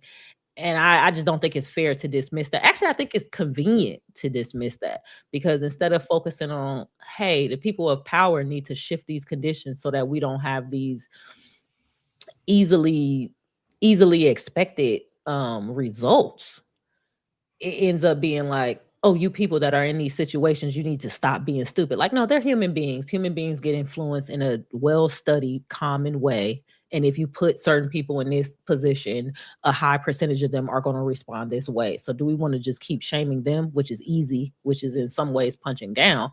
Or do we want to help change the material conditions to a way that we know leads to better results? And I just feel like, what was that movie where the white dude was killing people and stealing stuff and he just kept walking by and nobody ever seen him? Was that Don't Be a Menace? Oh yeah, Don't Be a Menace. Remember that? Like, right. With the suit on. Nobody Oh sees yeah. him. Yeah. He's murdering people. Nobody sees him. 1 second applause to that reference. That was You great. know, and I just pray that I would be the person in the movie like, what are you doing? Doing this, you know, and you're like, what? You see me? Yes, I see you. That's funny. So that's really what I mean. But I ain't so crazy that I don't understand that some people are bad people. Yeah. Right on. What's this? 1 second applause to you, TX Mando. I guess it's Texas Mondo, TX Mando. I think it's T times Mando. T by Mando. T by Mando. Because look at Cam. That's Cam by Sulam. Cam by Sulam. My man Cam by Sulam. He be in here supporting all the time. 1 second applause to you already off top. All right. So Cam, we got the new Bad Bunny Super Bowl teaser commercial. Legit made me emotional because that's the melting pot that America should represent. I agree with that 100%. Fire. I mean, down to the emotional part. You know, I think a lot of times it's very easy to talk about, you know, all the world's ills, as the street poet Lupe Fiasco would say. But I also think that we should be sure to celebrate and point out all the things that we do want to see in the world, or the things that we see in the world that make us feel the world is pretty dope. You know what I mean? And that commercial is one of those ones for me. Yeah. 1 second applause, Cam by Sulan. My brother. Good. Look at bring the positive things in life. That's what I'm glass half full all the time. You know, what's the point? You know, what's the point? Paris Island. Shout out to you. 1 second applause. What's this? My listening library YT says Z almost had Professor Sky moment with the Kanye hoodie. Thanks for clarifying his Spotify statement. People get harassed over mistakes too much. I know, man. I know everybody's ears perked up. I was like, so they got two black guys. No black eyes. Instantly when he left, it was like, wait, black eyes, right? I was gonna correct it while he was still there. He just was going so fast. That first things first. We going right into explanation. Don't do him like that. That's funny. There's only a couple more here. Let's see what we got here. We did that one. Yeah, we did that one. Let's see what we got. Yeah, in the meantime, since we brought up Lupe Fiasco, shout out to the 11-year anniversary of Tetsuo and Youth. That was yesterday. 9 second applause.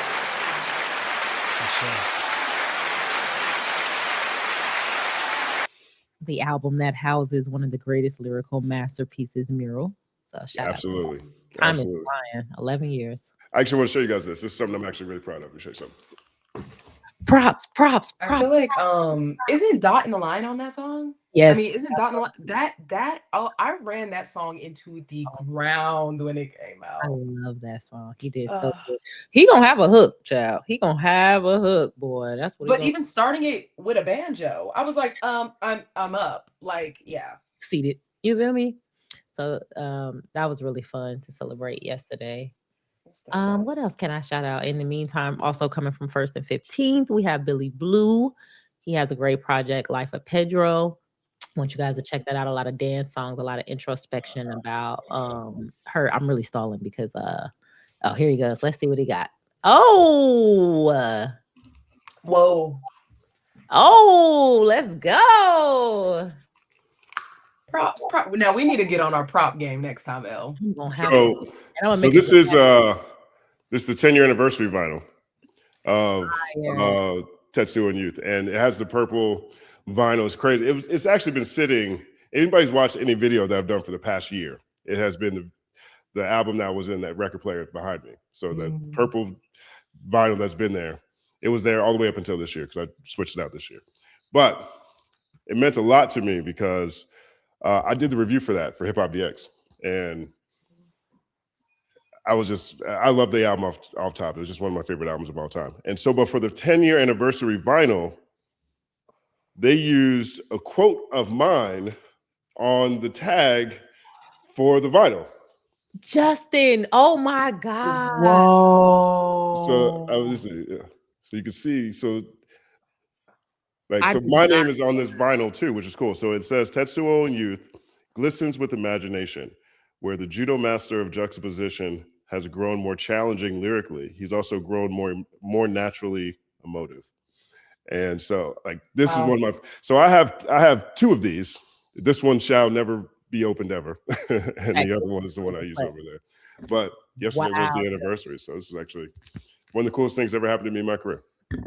Justin, you have a great resume. You should definitely be bigger. Like, this is crazy. And I took that the right way, so I don't feel offended. I hated it. I hope this is good. But that's dope. So yeah, 1 second applause to the 11th anniversary. 3 seconds? Yeah, there it is.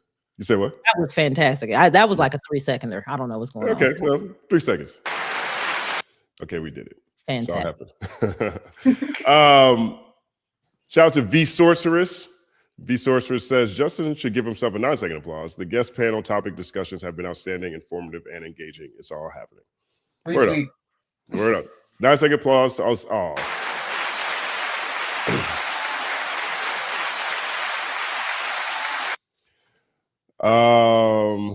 What's this? Okay. I think we had 2 more left. Yeah, 2 more left. Shout out to Badger, my brother Badger. 1 second applause. This was a super vibe. Salute to the lineup. 9-second applause to you all. I don't know what you're going through. Not a This next one is back to bad. At what point do we consider the artist's aspirations, which may not include award shows?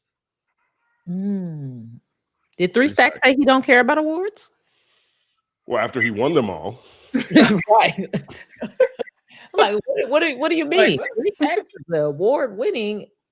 At what point do we consider the artist's aspirations, which may not include award? We don't. Right, because that's not the role of the superfan. The superfan is to direct. See, really, the superfan should be called fanager. We are actually fanagers, okay? Yeah. We are telling y'all what y'all need to be doing based on what we want y'all to be doing, because that would make our lives better. Yeah. Okay. So perhaps that's the answer to that question. But I feel like the super fan is also the person that is deeply aware of the artist's aspirations, and when in a debate whips that out and says they don't even want the fame, they don't even want the awards. That's when you whip that out. But when it comes to like supporting your artist, you're like, nah, you should be bigger, bro. You should be on that stage. I feel like that's the difference. That's it. Bigger skill. You should be bigger. You should be bigger. 1 second applause. Let's see.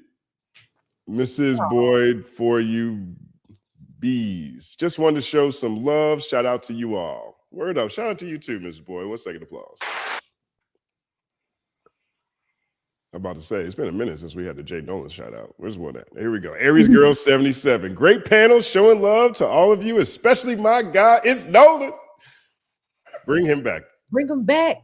Bring him back. Bring him back. I feel like we talked over you, J Nolan. Is that right? Oh, no, not at all. Yeah. Great, because it was going to be me. That was good. I was kind of feeling like that too. For a little while, I was like, man, let me see how I can get you back up in here. I know everybody jump in. Like I just don't want to be the guy to just come in and be like elbowing my way into the conversation. I like to just like go with the flow. Yeah, word up. That shit hit with the DMX reference though. You're right about that. Mm-hmm. DMX had some crazy quotes wrapped in Bible verses. It was amazing. Right. Like I really felt like, you know what I'm saying? I understood the trappings of life listening to It's Dark and Hell is Hot. You know what I mean? And that's a hard thing to do. If you've been to a DMX show, rest in peace to X, 1 second applause. That's the only place that every time I went, I saw groups of grown Black men in tears. Like grown Black men crying.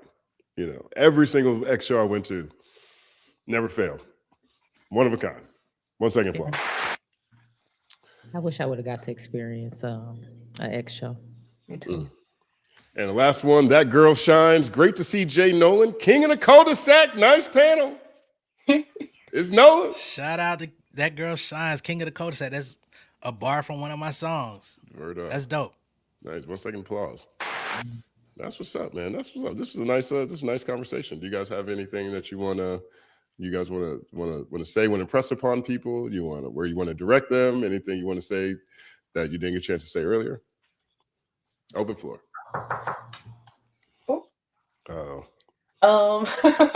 I guess, well, thank you so much, Justin, for always having me. This has been an incredible journey, just meeting so many different people virtually. And it's so crazy because Nolan, like, I will watch your videos like while I'm at work. I'm a massage therapist, so any type of long form content, like all the rap debate shows, all of it, I'm like in there just like, so, and you're one of the voices that I hear in my headphones. So it's great to meet you virtually. But yeah, y'all can, yeah, of course. But yeah, y'all can always find me at LATM Pod on Twitter, on Instagram. Look at the material with BK on YouTube. I'm getting into streaming a little bit more this year. I'm figuring out the tricky world of streaming on YouTube. It's kind of unforgiving, so I'm making my way.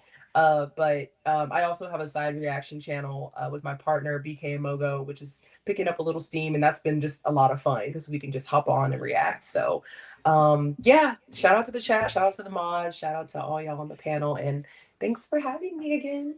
Word up. 9 second applause to BK.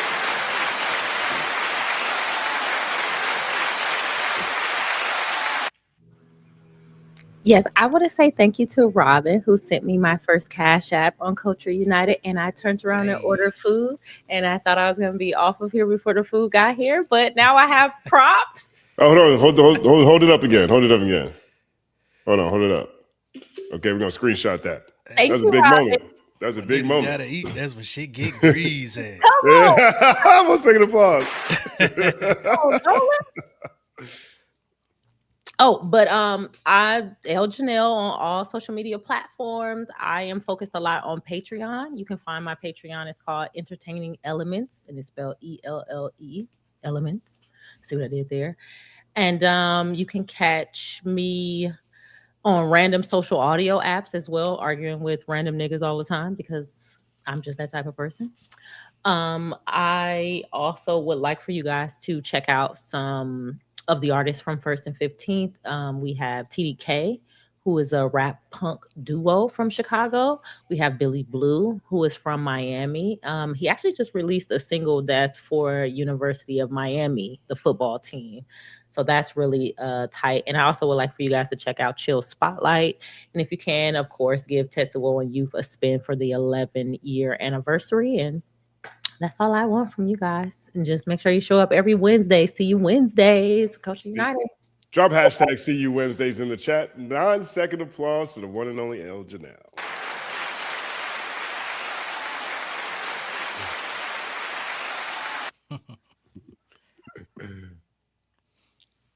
All right. And for me, I mean, Jay Nolan on YouTube. Y'all can check me out. Real Jay Nolan on any social media platforms. I don't really have anything to like promote in this moment, but hey, check out The World is a Ghetto. If you haven't already. That's the latest. And before I do go, I do want to shout out Lupe, a huge inspiration and influence of mine. Food and Liquor like just did wonders in my life as a 16-year-old kid, so I did want to shout that out. Which mixtape, which album, which track introduced you to Lupe?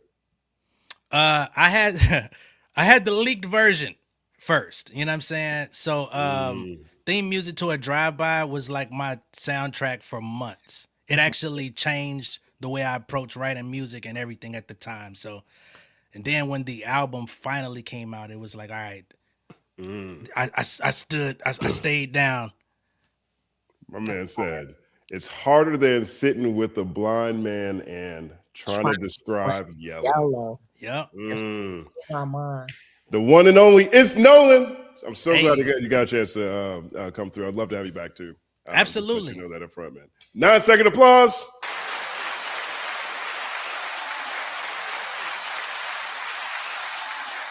Word up, word up. Thank you guys for tuning in. On the channel, other than Culture United right now, is my thoughts on Kanye's old friends getting banned from Miami for playing his old song. Also, we have an interview with Mark Basson, a legendary Mark Basson. 1 second applause. Just dropped on the Third Verse podcast today. Really, really dope conversation from one of the most brilliant minds in music. Mark's resume extends from everyone from Dr. Dre to Eminem to Dave Matthews Band to Reba McEntire to Yo-Yo Ma, you name it. He's just one of those type of composers, so sink into that. And then we have a new episode of Third Verse that's dropping tomorrow as well. We're talking about J. Cole and A$AP Rocky. And what other zany stuff came up in this conversation? I remember laughing a lot, but sometimes everything blurs together. It's a content house over here, and I'm so happy that you guys are willing to come over and enjoy the ideas that we present. I'm blessed and highly thankful, and we will see you next week because every Wednesday is See You Wednesday, hashtag See You Wednesday. It's all happening. Culture united, our culture united, our culture united, our culture united, connecting all over the world, connecting all over the world, connecting all over the world, connecting all over the